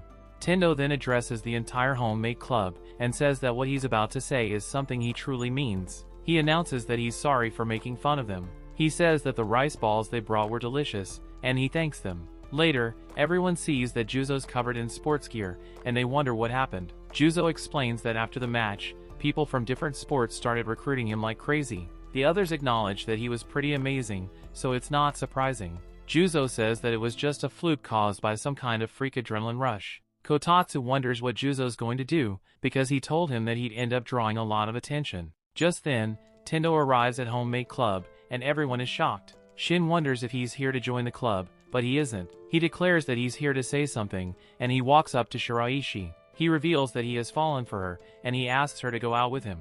Everyone screams in shock, and Shiraishi's at a loss for words. Tendo explains that he's the best when it comes to sports, but outside of that, he doesn't understand anything. Shiraishi was the one that made him realize that, so now he declares that he wants to be with her forever. Shiraishi's caught off guard, and she says that she's not used to any of this. Her brother Ryo reaches into his bag to pull out a sword, and he wonders what Tendo thinks he's doing. Tendo's hating on his precious big sister, so Ryo declares that he will end Tendo's life. He doesn't care if Tendo's a unicorn or popcorn, he vows to grind him into meat. Afterwards, Juzo wonders why Tendo would make that joke. Tendo reveals that he was dead serious, and Juzo can't believe that he's just like Shin. Juzo explains that since their match, every sports club in the school has been chasing after him. Now he can't focus on his school life when he just wants to study quietly, without standing out. Tendo doesn't understand at all, and Juzo realizes that it's because he likes the opposite. Tendo doesn't want to study, and he enjoys standing out. Tendo tells him that it's too late, because he already stands out. He doesn't know what Juzo is hiding, but it's all gonna come out eventually. It's pretty obvious to him that Juzo's the least normal person here. He points out that an amateur doesn't beat him in a clash by fluke or sure guts alone. Tendo has never seen anyone like Juzo at the top of any sport. Juzo thinks about how he's right, because it's only a matter of time. However, he wouldn't trade this peaceful school life for anything, and it's irreplaceable for him. Afterward, it gets out that Tendo was injured, and the news spread rapidly. It turns out that this wasn't true, and Juzo thinks that Tendo spread this rumor as a thank you. Tendo saying that he got hurt made it seem like Juzo only won, because Tendo was in the worst condition of his life. That took Juzo's reputation down quite a bit, so the sports club stopped recruiting him. Juzo wondered if this meant that Tendo would be sitting out all the summer tournaments. Tendo simply said that he would tell everyone that he got healed up, and made a miracle comeback. Everything worked out for Juzo in the end, and he's glad that he managed to cover everything up. A while later we watch as Juzo and Kotatsu shoot guns at each other. They are sparring, and Juzo has to avoid the traps that Kotatsu set. They eventually get into close-range combat, and Juzo checkmates his close friend. Kotatsu admits defeat, and he calls Juzo a legendary hitman. He's impressed, and he says that even as a middle schooler, Juzo's overpowered. Juzo points out that his younger body is not as strong. However, since he still has all his experience and knowledge, he might actually be able to move better in the field than he used to. Kotatsu then gets serious, and reminds Juzo not to go all out, without thinking about the consequences again, like he did against Tendo. He points out that the students from the Homemade Club are still suspicious of him. He tells Juzo that the one rule of living as a middle schooler is to never let anyone find out who he really is. He says that it's for the boss's mission, for his paycheck, and most importantly, for Juzo's own sake. Back in the homemade room, the president asks Juzo and Norin for a favor. She's very serious, but it turns out that she just wants them to go on a double date with her.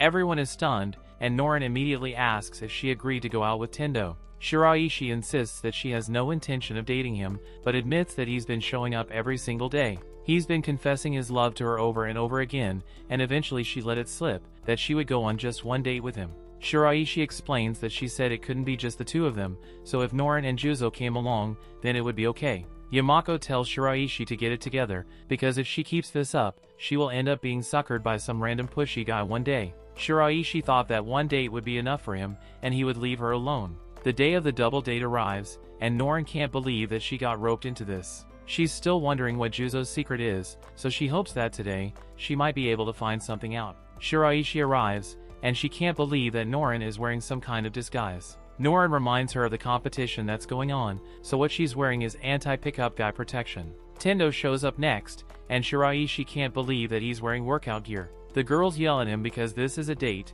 and not a gym. They think that whoever said unicorns were perfect inside and out clearly never met this guy, because every stat point got dumped into physical. Tendo says that he's just happy to be on a date with his beloved Shiraishi. Juzo arrives last, just like a middle-aged teacher. He's wearing a jacket and carrying a clutch bag, which is on a completely different wavelength from the others. A look into the past shows that Kotatsu was horrified to hear that Juzo was going on a double date. Kotatsu was worried because he wasn't going to be around to help him get ready, but Juzo said that it wouldn't be a big deal because he would just wear something normal. Kotatsu told him that his normal outfit would be an automatic fail, but Juzo wore it anyway. Back to the present, Shiraishi can't help but notice that they're a strange group. Norin is dressed like a celebrity trying not to be recognized, and the guys look strange too. Tendo says that they should browse some shops, and then catch a movie, which is surprisingly normal. With the way he was dressed, Shiraishi thought that he would want to do training. As they walk around, Juzo mentions that this park used to be nothing back in the day, with homeless guys hanging around everywhere. Norin wonders what he means by back in the day, and Juzo spits out his drink. He quickly recovers, by saying that he just saw some random old guy write that online. Kotatsu has to scream at him again, not to let his guard down. They then pass by a ramen shop that Norin has been wanting to visit. She doesn't want anyone finding out that she works at a ramen shop, so she says that she only eats it once in a while. Tendo would like to try it too, but he can't have any, because today is not a cheat day. They end up going to a coffee house to enjoy a meal, and they go shopping afterwards. When that's all done, they finally end up at the movies. Tendo says that he's having fun, and Shiraishi can't believe that she's actually having a pretty good time. Meanwhile, Norin is getting really nervous. This date has convinced her even more that Juzo's a completely different age. In her mind, there's no denying that he's a middle schooler. During the movie, Juzo suddenly feels very strange. His heart is beating rapidly, and he has no clue what's going on. He opens his eyes again, and he wonders if he just passed out. He's horrified to see that his hands look old, and his face has stubble again. He just turned back to an adult, so he wonders if there was some kind of trigger. He panics about the situation, and thinks about how terrible the timing is. He can't even imagine what would happen if the others noticed. Norin wonders what's wrong, so Juzo hides himself and excuses himself to the bathroom. When he gets inside, he thinks about how an old man going to middle school in the first place is completely insane. Even being on this date, he felt like a chaperone the whole time. He's back to his old senses now, so he considers just bailing and going home. He says that he feels a little bad about breaking his promise to Norin, but this little game should end here. Just then, Tendo comes to check on him, so Juzo runs into a stall. Juzo frantically calls Kotatsu, and shows him what happened. He explains that everyone's outside, so he can't get out of the restroom. Kotatsu tells him to use the catchy voice changer sticker from his clutch bag, and stick it around his Adam's apple. The app on his phone can change the frequency, and disguise his voice. It works perfectly, so Juzo tells Tendo that his stomach is messed up. He's going to be a while, so he says that they should all go home without him. Tendo says that he will let the others know, and Juzo sighs in relief. Unfortunately, things take a turn for the worse, as Shiraishi can be heard screaming outside. Juzo is horrified to hear that Norin has been kidnapped. He knows that he can't just leave her, so he bursts out of the stall. Kotatsu warns him that the others are going to see him, but Juzo has an idea. He tells Tendo to hold Shiraishi close, so he can console her. Tendo does, and it allows Juzo to run past them. Juzo asks what the kidnappers look like, so Shiraishi says that there were two of them, and they were both wearing black hoodies. Juzo sees them getting in a van, and he goes after them. He takes some guy's motorcycle, and tells him to call a number, so he can get reimbursed. As Juzo waits at a red light, Kotatsu wonders why he didn't just walk out of the stall, pretending to be a total stranger. Juzo says that he panicked, and he just didn't think of that. Back at the theater, Shiraishi eventually pushes Tendo off of her. She points out that Juzo went after the kidnappers alone, and they have to go after him. Tendo says that as long as Shirashi's okay, that's all he cares about, and he wonders if he really has to go. Shirashi wonders if he's some kind of robot, and she says that of course he has to come. She reminds him that when someone's in trouble, they have to help. She points out that she was having a lot of fun, and she doesn't want to lose respect for Tendo. She says that she could never like someone so selfish, and Tendo gets the idea. He explains that people have always told him that he doesn't understand how people feel. Even when he thinks he gets it, he doesn't really. He is sure that it's going to keep happening, but he wants Shirashi to teach him. He doesn't want to make her cry, so he promises to do his best. He says that he will go, and he tells Shirashi to stay here and call the police. She wants to go too, but Tendo says that she's slow, and she will probably just get in the way. Tendo then calls Juzo, and asks him where he is. Meanwhile, we see that Juzo has transformed back to his younger self. Tendo arrives, and Juzo can't believe how fast he got here. It turns out that Tendo ran 3 kilometers to get here, so Juzo calls him a triple threat Superman.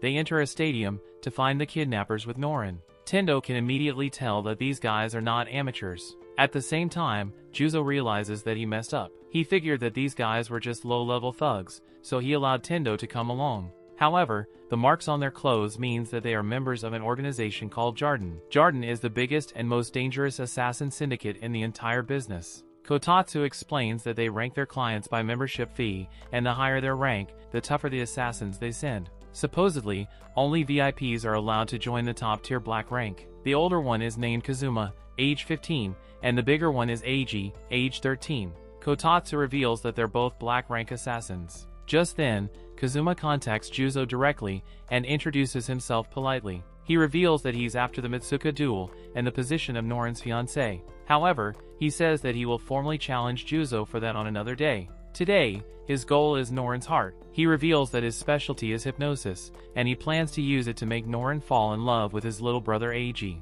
He explains that he can hypnotize anyone, powerfully and instantly. If he wins the duel, he can take the position of fiancé, but merely having the title would not satisfy him. He wants Norin to become his little brother's bride, and body and soul. The guys are horrified, and Juzo points out that Eiji has barely said a word this entire time. Kazuma admits that his brother is a man of few words, but he says that it will be a minor detail once Norin falls for him. Kazuma then turns his attention to Tendo, and offers him a deal. He says that he will use hypnosis to make sure that she falls in love with Tendo, but only if Tendo leaves Juzo right now. He points out that Tendo will get what he wants, and avoid putting himself in danger. Kotatsu can tell that this guy has done his research, because Tendo doesn't understand feelings. Tendo has gone silent, and Kotatsu fears what he will choose. Tendo thinks back to Shiraishi's words, and he tells Kazuma that he shouldn't have said that. He points out that what he's offering is basically like fixing a match. He declares that the way he feels about Shiraishi is no different from the 3 sports that he has devoted his life to. If he has to win by cheating, then he would rather lose and cry about it. Tendo was already getting upset when they started talking about Norin, and he says that he doesn't like these guys. Juzo declares that they're done talking, so they tell the guys to give Norin back. The guys are disappointed that the negotiations fell apart, so they say that it's time for war. Tendo's surprised when it looks like they're about to golf, and Juzo urgently tells him to dodge. Kazuma starts launching golf balls, and our heroes realize that these guys are crazy. Tendo points out that if they get hit by a golf ball, they are done for. Juzo tells Tendo to get into the concourse, and they split up. The bad guys split up too, as Kazuma says that he will go after them. He tells Eiji to watch over Norin, and to snipe the guys if he senses them anywhere. Juzo thinks about how this is bad, because he's empty-handed. Kotatsu sends a drone filled with guns, so Juzo rushes to it. Unfortunately, Kazuma shoots it down, and he says that he's not letting Juzo get his hands on a weapon. Kazuma reveals that he can tell that Juzo's in the same line of work he is. Just then, Juzo notices that the guns fell in the concourse, but they're too far away. Kazuma was able to hit the drone with perfect precision, so he knows that he won't have time to grab the gun. Kazuma's disappointed, because this fight will end before he even gets to use his real weapon. Juzo thinks about how Eiji's the sniper, and he wonders how he can use that to his advantage. He gets an idea, and throws a piece of metal to make some noise. This tricks Eiji into firing at it, and it creates a huge explosion. The blast wave from the shot launches the fallen gun directly towards Juzo. Juzo catches it, and now things get very serious. Juzo points out that he sees Norin as a daughter. He tells Kazuma to imagine being a dad when some guy shows up at his door, saying he wants his daughter because he hypnotized her into loving him. Juzo makes it very clear that he would beat this guy into a pulp.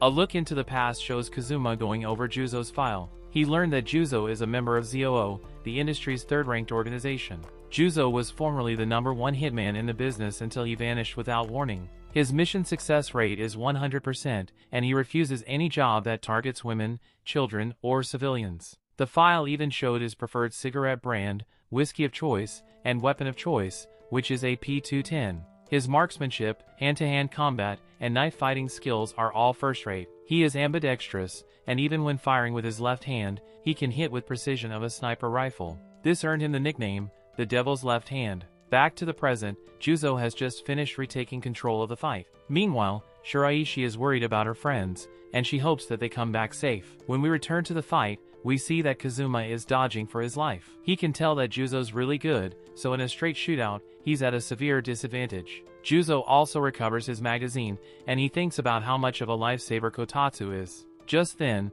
a security guard appears and tells Juzo that the place is closed. There are strange explosions going on, so he tells Juzo to leave. Juzo is upset because he thought that Kazuma would have cleared the place out before luring him in. Juzo yells at Kazuma for dragging a civilian into this, but Kazuma says that it's not against his policy. Kotatsu gets really worried because if Juzo dodges an attack, it will hit the guard. Kazuma fires several shots, but he is shocked when Juzo stops them. He is speechless because shooting bullets out of the air with other bullets should be impossible. He wonders how Juzo did it, and he thinks about how there's only one man capable of such an inhuman trick. The person he's thinking about is the legendary Hitman, and it all makes sense now. He begins to piece everything together, including Norin, Mitsuoka Pharmaceuticals, and the name Juzo Ogami. Kazuma thought it was strange that this random middle schooler had the exact same name as the legendary Hitman. He simply assumed that the age difference meant it was someone else. However, he is now certain that this is the same Juzo Ogami. Kotatsu is furious as he reminds Juzo that this is exactly why he told him to change his name before enrolling.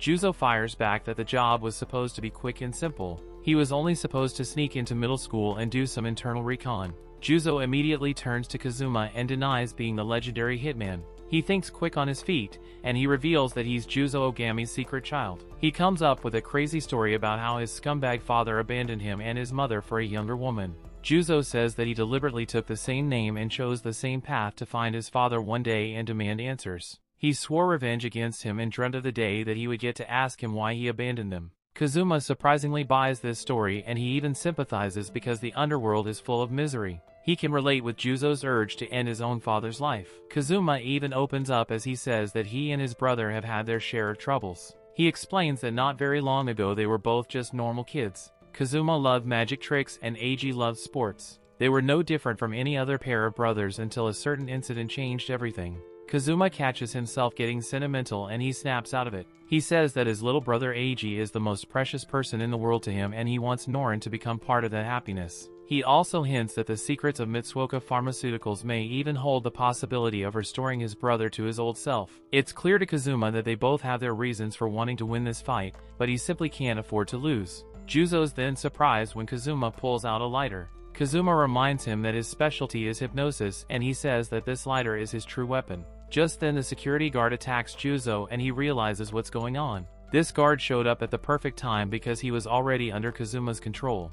Juzo has no choice, so he knocks the guard out. He says that one civilian puppet is no big deal, but Kazuma wonders if he thought that he only started using hypnosis this very moment. He reveals that he knew a long time ago that Juzo would make it this far. He looks at his phone to see a bunch of people and he declares that the preparations were made a long time ago. Juzo is horrified as he realizes that all the people outside are under Kazuma's control. They begin to charge this stadium, so Juzo calls Tendo. He says that he got careless and he tells Tendo to leave. He explains that crowds of people are under hypnosis and he is shocked when Tendo doesn't think it's a big deal. Tendo takes the news way too casually for Juzo's liking, but Tendo explains his reasoning. He says that after seeing stuff, like those exploding golf balls, he knows that what's going on isn't normal. He also knows that his life is at risk, but he refuses to run away. Juzo can't believe it and Tendo reminds him not to underestimate athletes. He says that in any pro sport, the top-tier guys put their lives on the line. As for him, he's aiming to be a super elite, triple-threat Superman.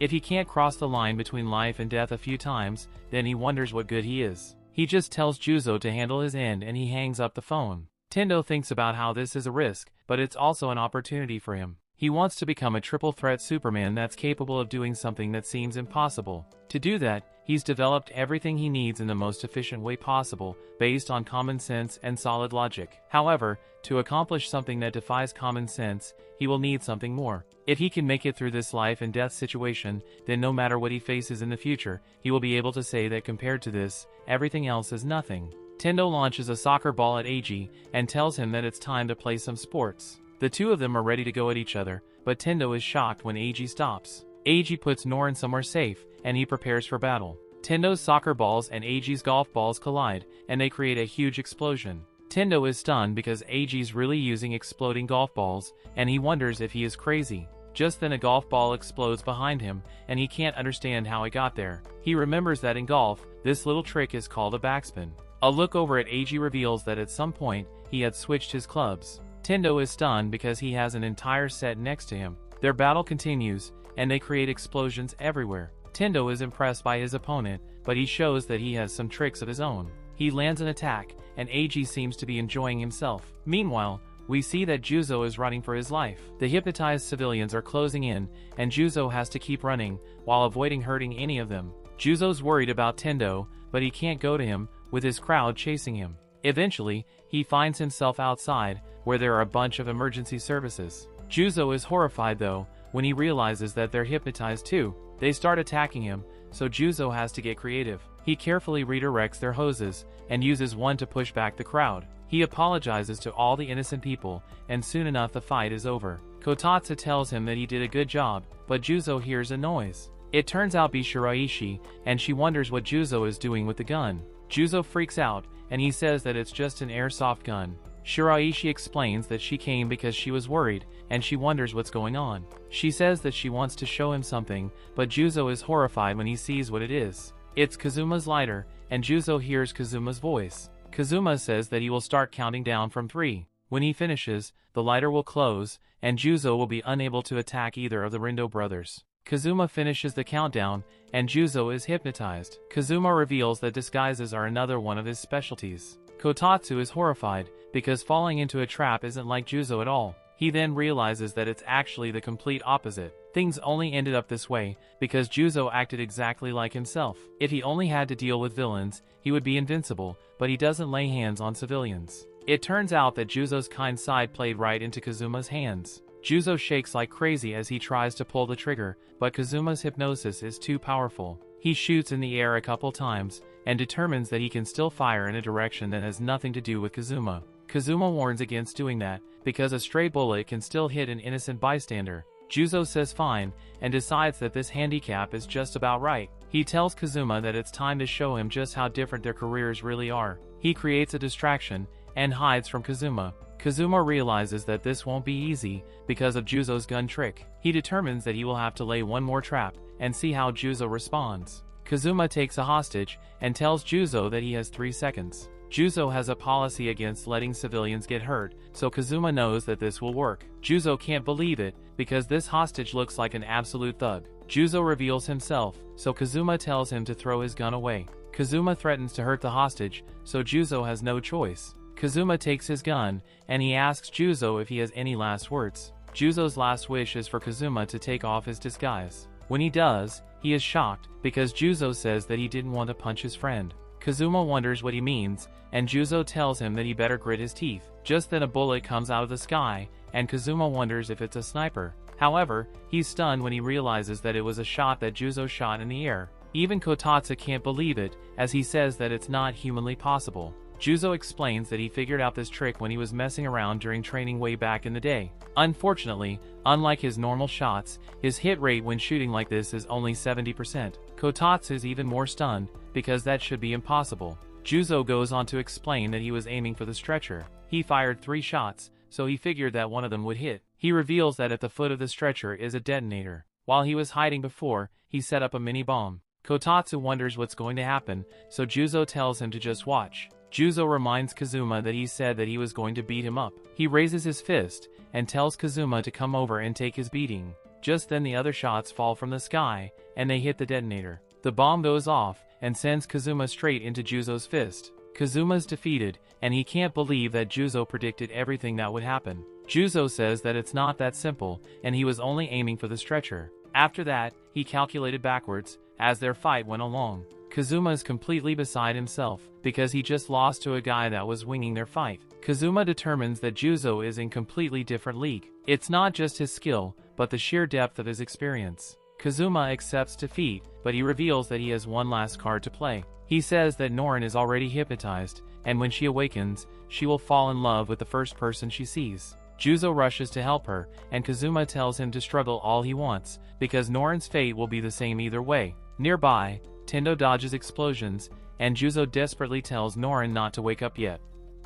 Meanwhile, Norin has a dream about her uncle's shop being at the center of a war. She argues with her uncle about what he's serving, because she fears that it won't be able to quench the thirst of the soldiers. Her uncle argues that it's the best food for the front lines, and the ramen shop gets hit by a bomb. Juzo desperately begs Norin not to wake up, because she will fall in love with the first person she sees. If she falls in love with Tendo, then the relationship chart in their friend group will be way too confusing. Meanwhile, in Norin's dream, she can't believe that her uncle is using pork to fill the barrels on tanks. Her uncle declares that he's doing it for peace, because it will stop the tanks from firing. Bombs keep falling around the shop, but luckily, they're not enough to wake Norin up. The bombs are actually coming from Tendo and Eiji's fight, and the two of them are getting tired. Surprisingly, Tendo says that they should have a timeout, so they can take a break. He even tosses Eiji a bottle of water, and thinks about how this guy is incredible. Tendo has never golfed before, but he can tell that Eiji's really good at it. The kind of accuracy and power he has isn't something you can learn in a day.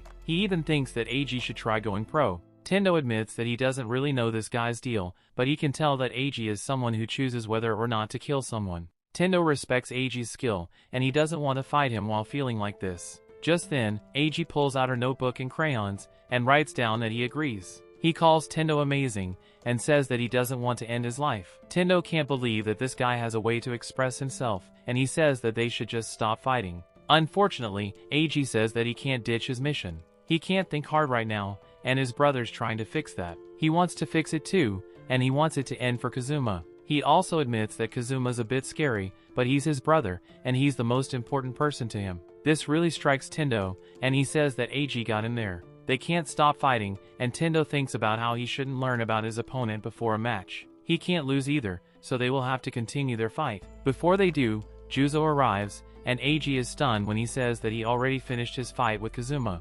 Juzo's relieved to see that Norin hasn't woken up yet, and he says that he took out the older brother. Kotatsu points out that that's a terrible way to put it, because Kazuma is still alive, but it's too late. Eiji is infuriated after hearing that, so he knocks over his bag to reveal tons of golf balls. He unleashes a barrage of missiles, and our heroes run for their lives. Tendo fears that Juzo really eliminated Kazuma, but Juzo clarifies that he just knocked him out. Eiji doesn't know this, so he's attacking recklessly by sending golf balls everywhere. This makes the balls harder to dodge, and impossible to shoot down. Juzo realizes how dangerous this is, so he wonders how he will stop Eiji. He considers shooting some of his limbs, or maybe even a headshot. Either way, he doesn't want Tendo to see blood. Just then Juzo's shocked when Tendo tells him to let him take over. He tells Juzo to distract Eiji for a moment, and he will show him a real killer shot. Juzo gets Eiji's attention, and he wonders if Tendo is being serious. He knows that Tendo isn't the type to lie, so he starts to believe in him. Tendo explains that soccer is another type of game where you can put spin on the ball. Some examples are banana kicks and knuckleball shots. However, there's one type of spin you almost never see in soccer. He thinks back to a time when he was explaining this to his friend. This spin he's talking about is a spiral spin, or gyrospin. He explained that making the ball spiral around the direction it travels really increases its penetration potential. He said that it's just like a bullet, and his friend couldn't believe that he came up with this while just fooling around. Tendo gave a demonstration, and he made the ball spin violently by kicking it several times. The shot he fired was powerful enough to crack concrete, and his friend wondered if this was actually real. Tendo explained that it's really powerful, but it does leave him wide open. It leaving him so vulnerable is why he can never use it in a game. Back to the present, we see that Tendo has spun up another soccer ball. He apologizes to Eiji, because he will now be ending their fight. Tendo executes the Super Euro spin shot, and it goes flying at Eiji. Eiji rapidly counters by striking a golf ball, but it gets eviscerated by Tendo's shot. Eiji has no choice but to try and catch the soccer ball, but it's moving with too much force. He's eventually overwhelmed, and he gets knocked out. Juzo and Kotatsu are both shocked, because Tendo just took down a Jarden Hitman. Juzo thinks about how the crisis is over, but the whole place is a complete mess. Before he can think about how to clean it up, Tendo demands answers. Just then, Norin wakes up, and the first person she sees is Juzo. Kazuma's hypnosis activates, and she falls in love with him. She gets distracted for a moment, as she remembers that she was kidnapped, but then she falls in love with Juzo all over again. She calls him her savior, and Tendo tries to point out that he helped. Norin says that this is the second time Juzo rescued her, and Kazuma's terrified. Norin is remembering the first time, even though Juzo erased her memory, and he fears what that might mean. Juzo's not okay with any of this, because Norin's the same age as his daughter. He knows how wrong this is, and he has to fix it. Norin tells Juzo that her heart is racing, and she prepares to confess her love. Juzo acts immediately, and he karate chops her into unconsciousness. Tendo wonders what in the world he's doing, and Juzo explains that he saw a mosquito. Tendo points out that you're supposed to slap mosquitoes, not karate chop them. Just then, they're interrupted by Kazuma's arrival. Tendo can immediately tell that something's off, and he wonders why Kazuma is wearing Shiraishi's clothes. Kazuma explains that he just bought the same outfit, and Juzo says that he will explain later. Tendo calms down, and Kazuma says that he's realized something. In this situation, all that's left for him to do is plead for his life. He kneels down and begs them to let his brother live. In their world, failure or defeat means death, so Kazuma has already accepted his own fate. However, he says that he will fight to the very end for his brother's life. Our heroes are surprised, and they point out that they weren't going to eliminate AG anyway. Juzo can't just let them leave either, because he has some questions. However, after that, Kazuma and his brother are free to go. Kazuma gets emotional, and he thanks them for their mercy. Juzo points out that this place is a mess, so the three of them try to brainstorm about how to fix it. Before that, Tendo wonders who these guys are. At first, they seem like normal kidnappers, but he realizes while fighting them that they're on a different level from thugs or the Yakuza. Also, Juzo seems to know about them, so he wonders if he's from the same world as Kazuma and Eiji. Just then, Kotatsu reminds Juzo about Kazuma's powers. Juzo wonders if Kazuma can use hypnosis to make Tendo forget about what happened today. Kazuma is about to warn him about something, but Juzo tells him to just do it. Kazuma brings out his lighter and goes through the entire process. Kazuma is pleased when it's all done, but he is soon shocked when Tendo wonders what he was trying to do. For some reason, his hypnosis didn't work. Kazuma tries several more times, but every attempt fails. This is the first time this has ever happened, and Kazuma says that Tendo is unreal. Juzo just laughs, and says that at this point, it's all he can do. They won't be able to make Tendo forget, so the jig is up. Juzo comes clean, and reveals that they are hitmen.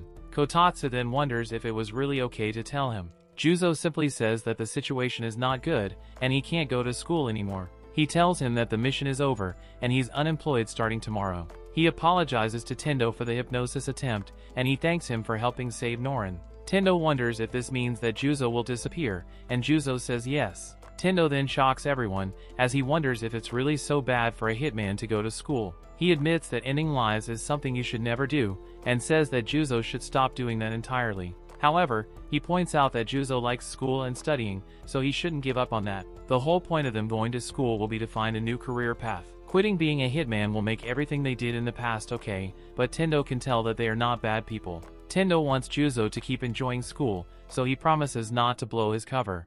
Juzo can't believe what he's hearing, because Tendo's talking like an adult. Juzo quickly realizes that Tendo being young doesn't mean that he can't be mature. Tendo then tells Kazuma that the same goes for him and his brother. Just then they hear police sirens approaching, so Kazuma tells them to get out of here. As for him and his brother, he can come up with a story easily, because of his hypnosis. Juzo prepares to leave, but he points out that they're not done. Norin is still under Kazuma's hypnosis, so Kazuma says that he will take care of it next time. He assures Juzo that they will meet again, because he is sure that Norin is the clue that he needs to cure his brother. They will forego the duel for now, but Kazuma says that they will be transferring to their school. Juzo really hopes so, because he wants to break the hypnosis over Norin. After which Shiraishi relieved to see that everyone's okay, and she cries in Tendo's arms. Back at the school the following day, Juzo and Kotatsu reflect on what a crazy weekend it was. Tendo has figured out Juzo's real job, and the hitmen targeting Norin will likely show up again. On top of all that, the case is not over yet, because the Rendo brothers are still going to be transferring to the school.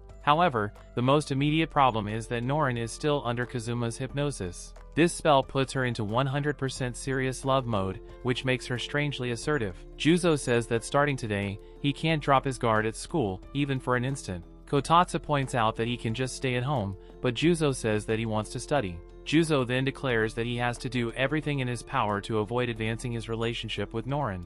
The stadium incident has finally come to an end, and a suspicious man called Moriokuda has been making headlines because he decided to contribute to the construction of the stadium. Meanwhile, Shiraishi and Tendo go back to school as if nothing ever happened, but Shiraishi still has some pressing questions. Juzo is trying to get serious about his studies because he feels like the wild weekend took away his precious time to hit the books. Juzo then observes Norin sneaking behind the lockers, and he decides to avoid her completely. Even though Kotatsu can't see Norin, Juzo has noticed a few strands of her hair peeking out. Norin is still hypnotized, and she has deeply fallen in love with Juzo. Then later in the day, Norin finds Juzo resting his head on his desk, but it ends up being a teddy bear with a wig on. Seeing her hopes getting up for no reason makes Norin feel even more upset. School used to be a fun time for Juzo where he could focus on his studies, but now every moment has turned into a game of avoiding Norin no matter what. He receives a mysterious call from an unknown number. However, Juzo knows that this is definitely Kazuma calling, and he feels relieved because of his good timing.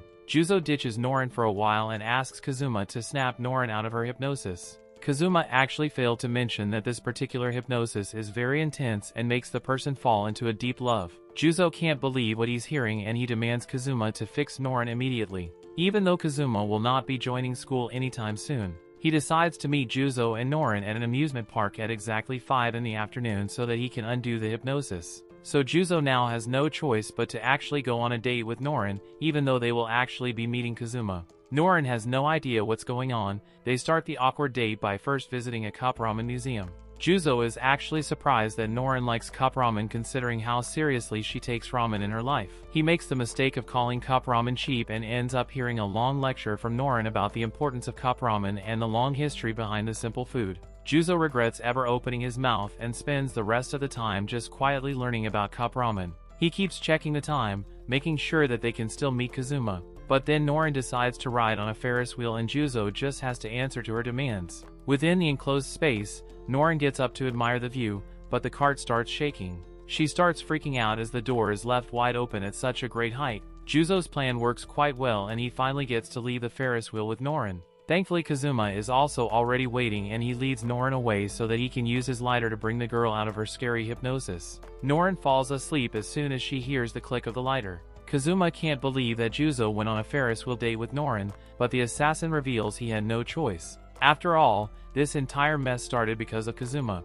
Juzo then watches as Kazuma leaves the park with his brother. Norin is finally back to normal, and the sun goes down on a very stressful day. Juzo has been waiting for Eiji and Kazuma to transfer to his middle school, and now that day has finally arrived. Juzo's entire morning is ruined when the teacher introduces Eiji as the new transfer student. While Juzo is freaking out, everyone else in the class has an interesting reaction. Most of the students don't understand why their class in particular is always receiving new transfer students. On top of that, Eiji is also just really weird. However, as soon as Reika sees Eiji, she starts developing a crush because apparently the strange boy is just her type. Eiji joins the class while Kazuma gets introduced in the same class as Shiraishi. Things are starting to get more heated at school, with assassins from 3 different organizations disguising themselves as students for one single goal. So Juzo decides to hold a Hitman summit where he can discuss things with Shin, Eiji, and Kazuma. All the assassins gather at the school's rooftop after class, and then Juzo begs them not to stir up any trouble at school and blow all of their covers. He wants everyone to get along.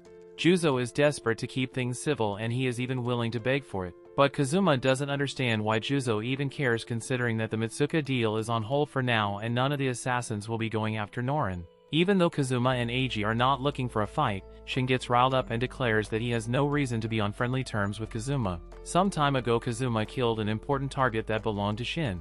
The pacifier-sucking assassin is still holding that grudge because he believes that the target should have been killed by him. Instead of apologizing, Kazuma only further mocks Shin and tells him that he should have killed the target faster if the matter was that important for him. Shin falls for the obvious bait and lunges forward to kick Kazuma. However, his attack is casually blocked by Eiji. This is exactly the type of thing Juzo wanted to avoid in the first place, and he tells the boys to back off. But Shin is not done. In fact, he has an issue with Juzo as well. Shin tells Juzo that he initially backed off from pursuing Norin after he lost the duel. However, when Norin recently got abducted from right under Juzo's nose, Shin felt blinding rage. He couldn't believe that Juzo failed to protect the girl that he claims to love. So now Shin has decided to protect Norin himself and start going after her once more. Just then, Norin herself appears and she finds it strange that Juzo and the others are all hanging out for no reason. With school over for the day, Norin goes to her locker to grab her walking shoes but finds the locker empty. Shin then appears out of nowhere carrying Norin's shoes. He boldly claims that he was keeping the shoes warm for her. From now on, Shin intends on being insufferably overprotective towards Norin, even though she is clearly always uncomfortable. Later on, as Juzo and Norin walk back home, Shin continues to closely follow them. Norin gets frustrated and tells Shin to stop being such a creep, but his response only makes things worse. Shin declares that he wants to be with Norin all the time. He wants to watch over her even when she's eating, taking a shower, or falling asleep. Every word out of Shin's mouth just makes Norin completely crash out. She quickly runs behind Juzo and tells him to take care of Shin because he is being really weird. But Juzo himself feels bad because he believes that he really did fail to keep Norin safe on that fateful day. Back at home, Juzo writes up a report about the first Hitman summit and everything that transpired. But he has a hard time believing that the higher-ups will approve such an absurd report. The following day, a really short girl accidentally bumps into a taller guy. But she feels really embarrassed because the guy pretends not to see her because of her short height. Then during lunch, the same girl is teased by her friends for being so small and cute even though she is the same age as everyone else. This girl is Mei Tameda and she is known for incredibly short height. Mei is also part of the Home Economics Club and she usually just exists in the background. But today, she has decided to take a step for herself and go meet with Juzo for a personal matter. As Mei walks towards the class, she overhears the other students calling her so cute and short. But these are not compliments for her. Juzo and Norin both notice Mei entering their class with a nervous look on her face. She immediately breaks down crying when Juzo asks her if something's wrong. Mei explains that she is tired of people looking down on her because of her height, but Juzo still doesn't understand why she would come to him for help. Mei explains that she isn't exactly asking Juzo to help her out. She just wants Juzo to introduce her to Tendo, the school's star athlete. Mei considers Tendo to be the pinnacle of human strength and he has the perfect physical body, so someone like him should be able to guide her better. So Juzo then takes Mei to meet with Tendo and he actually recognizes her as a member of the Home Economics Club. Tendo hears Mei's concerns and immediately tells her to give up on her dream. He makes it clear that someone like Mei just can't be taken seriously. Even if she gains some muscles, Tendo offers to share an exercise plan even though he thinks that it will be useless. Before the conversation can even end, Mei just runs out of the classroom with tears running down her face. After school, Mei is shocked beyond belief when Juzo brings her to Mama Nagisa in the Red District. Seeing Mama's massive size makes Mei quiver in her shoes, but Mama is more than happy to welcome the two kids into her bar. Mama listens to Mei's troubles and then tells her not to worry about her height. Since Mama is actually a man, she feels a little out of place with her huge size. Even though Mama understands that Mei feels jealous seeing such a large, cross-dressing man, she tells the girl not to worry because Mama actually feels jealous of Mei as well. Mei is taken aback by these words because she never thought someone would be jealous of her. However, Mama would have loved to be born a cute little girl and she feels like what Mei has is also a blessing. Once the Mei issue is settled, Shiraishi declares that the Home Economics Club will be having a ramen competition. By the end of the night, Juzo looks like a stuffed cow because of all the ramen he has eaten. Somehow, Norin is perfectly fine and still growing strong. She decides to ditch Juzo because one more bite is going to cause him to burst. Juzo then sits on a bench to regain his stamina. An unknown girl is also waiting for the traffic light to turn green. However, as soon as the girl crosses the road, a truck comes barreling towards her. Before things could turn tragic, Juzo saves the girl from a painful demise. He then proceeds to get sick from nausea and runs off before he pukes all over the place. The next day at school, the ramen competition is officially commenced by Shiraishi. However, in the end, both Shin and Norin receive 0 points and Shiraishi is declared the winner. As the students clean up after the competition, the girl acting as the judge asks Shiraishi for something. But then Juzo recognizes the girl from last night. The girl freaks out and tells Juzo that it would be better if the other person talked to him first. Completely confused and slightly concerned, the entire Home Economics Club gathers around as the girl falls asleep on the table. She is completely knocked out and snoozing in the middle of the class. But then all of a sudden, the girl's skin becomes darker. She gets taller, and when she wakes up, an entirely different personality greets Juzo and the others. Myoto Hime is known as the best water sports athlete in the entire school. From surfing to sailing, scuba diving and jet skis. Maya is considered a reincarnation of the sea itself. Even her knowledge of marine life and oceanography is impressive. She has dedicated her entire life to the sea and learning everything about it. This is why she is part of the unicorn group and is actually known as the Mermaid Queen. Now Maya stands before Juzo and the others, completely changed. She looks like a cool athletic person with a confident personality. Juzo, Norin, and the rest of the home economics stare in shock at the spectacle before them. Maya explains that her more nervous self was just hanging around all fidgety and not doing anything, so Maya had to force herself to come out and take over. As a member of the unicorn group, Maya has only one goal, and that is to challenge Juzo to a duel. Every word that comes out of Maya's mouth just makes the entire club even more confused. Technically, the duel is in place so that the winner can replace the position of Norin's boyfriend. But now Maya wants to challenge Juzo instead, which doesn't make sense unless she's into girls. Maya explains that the rules don't state that a girl can't challenge Juzo to a duel, so she is taking the opportunity to battle Juzo and defeat him, so that the position of Norin's boyfriend is left wide open for anyone to take. Norin finds it weird that Maya would go to such great lengths just to keep the position open and not take it for herself. But everything starts to make sense when Maya reveals that she has been observing Juzo for a long time and has fallen in love with him. Maya saw Juzo's match against Tendo and instantly developed a crush on him, and then last night he happened to save her from a road accident, only intensifying her love even more. Juzo almost pukes when Maya hugs him and kisses him on the cheek. As soon as he took care of the Norin situation, Juzo now has to deal with another high school girl falling in love with him. Juzo takes this matter very seriously and informs Maya that he has zero interest in her and will never go out with her, even if he stopped being Norin's boyfriend. Without revealing too much, Juzo tries to explain to Maya that he is dating Norin for various factors and isn't actually interested in anyone. He is hoping that his sincerity will make Maya back off, but it only has the opposite effect. Maya finds Juzo's cool and casual rejection even more attractive and she refuses to back down. Disappointed that his blunt rejection didn't work, Juzo has no idea what to do. Norin then jumps in and reminds Maya that Juzo is still her boyfriend and trying to lure him away is entirely wrong. But Maya is not the type of girl who sees right and wrong. Just like Tendo, Maya has a twisted ideal when it comes to human superiority. She believes that as long as she can win over Juzo and prove herself to be the better girlfriend, then it doesn't matter if Norin and Juzo are dating. Plus, Juzo pretty much just revealed to everyone that he actually doesn't like Norin and is dating her for other reasons. So Maya sees that as a sign to shoot her shot and make Juzo hers. Norin finds Maya's attitude repulsive and instead of backing down, she challenges Maya to a duel. The surprises just never end in the home economics club, and everyone finds Norin's challenge quite shocking. Norin tells Maya that if she wins, then the surfer girl will have to stop pursuing Juzo and accept her fate. However, if Maya wins, then Norin will have to let go of Juzo and back down as his girlfriend. Juzo just feels weird because the girls are deciding his fate on their own. He tries to stop them, but both Maya and Norin are set in their ways. Juzo tries to convince Norin not to take the risk just for him. Juzo assures Norin that he will just reject Maya and not bother listening to her, but Norin feels like it would be weird for her to have some other girl constantly flirt with him in her presence. Norin's reaction makes the rest of the students quite intrigued because she appears to be showing some feelings for Juzo. With the girls ready to take part in the duel, Maya decides to choose the rest of the details. She wants the duel to be a surfing competition between her, Norin, and Juzo as well. Norin immediately accepts the terms and tells Maya to bring it on for the duel. Before leaving the classroom, Maya tries to hug and kiss Juzo once more, making him and Norin feel really uncomfortable. Finally, peace returns to the clubroom with Maya gone.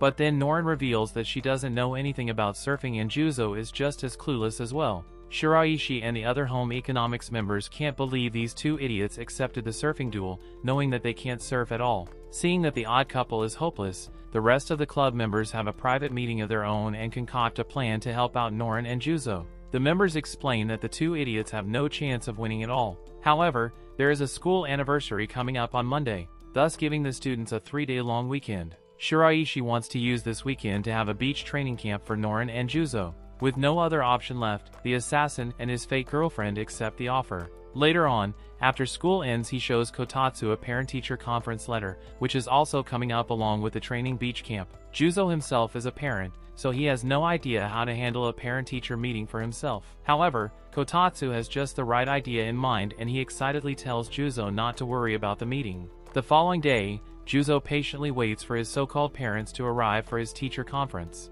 Juzo crashes out as he sees Kotatsu arriving as a woman and pretending to be Juzo's mom. Kotatsu surprisingly looks quite decent as a woman, but as Juzo's mother he is not that convincing. The parent-teacher meeting begins and Kotatsu gets to meet Juzo's teacher. The man can't believe that this woman is actually Juzo's mother. She looks far too young, and also they don't look related at all. Kotatsu just plays along and tells the teacher not to flatter him. The meeting begins and the teacher shares that he has no issues with Juzo. He studies well and stays obedient in class. Once the meeting is over, Juzo runs into Norin and her foreign mother. Kotatsu meets with Norin's mother, pretending to be normal, but Juzo finds the whole thing weird. This is also his first time seeing Norin's mother, and she looks surprisingly normal. Juzo heads to the roof where he does some serious thinking. All the kids around Juzo are thinking about their futures and what they will do next. Even the teacher mentioned that Juzo should start thinking about his future plans and start looking into further education. However, even though everyone around Juzo has something to look forward to, he feels completely left out.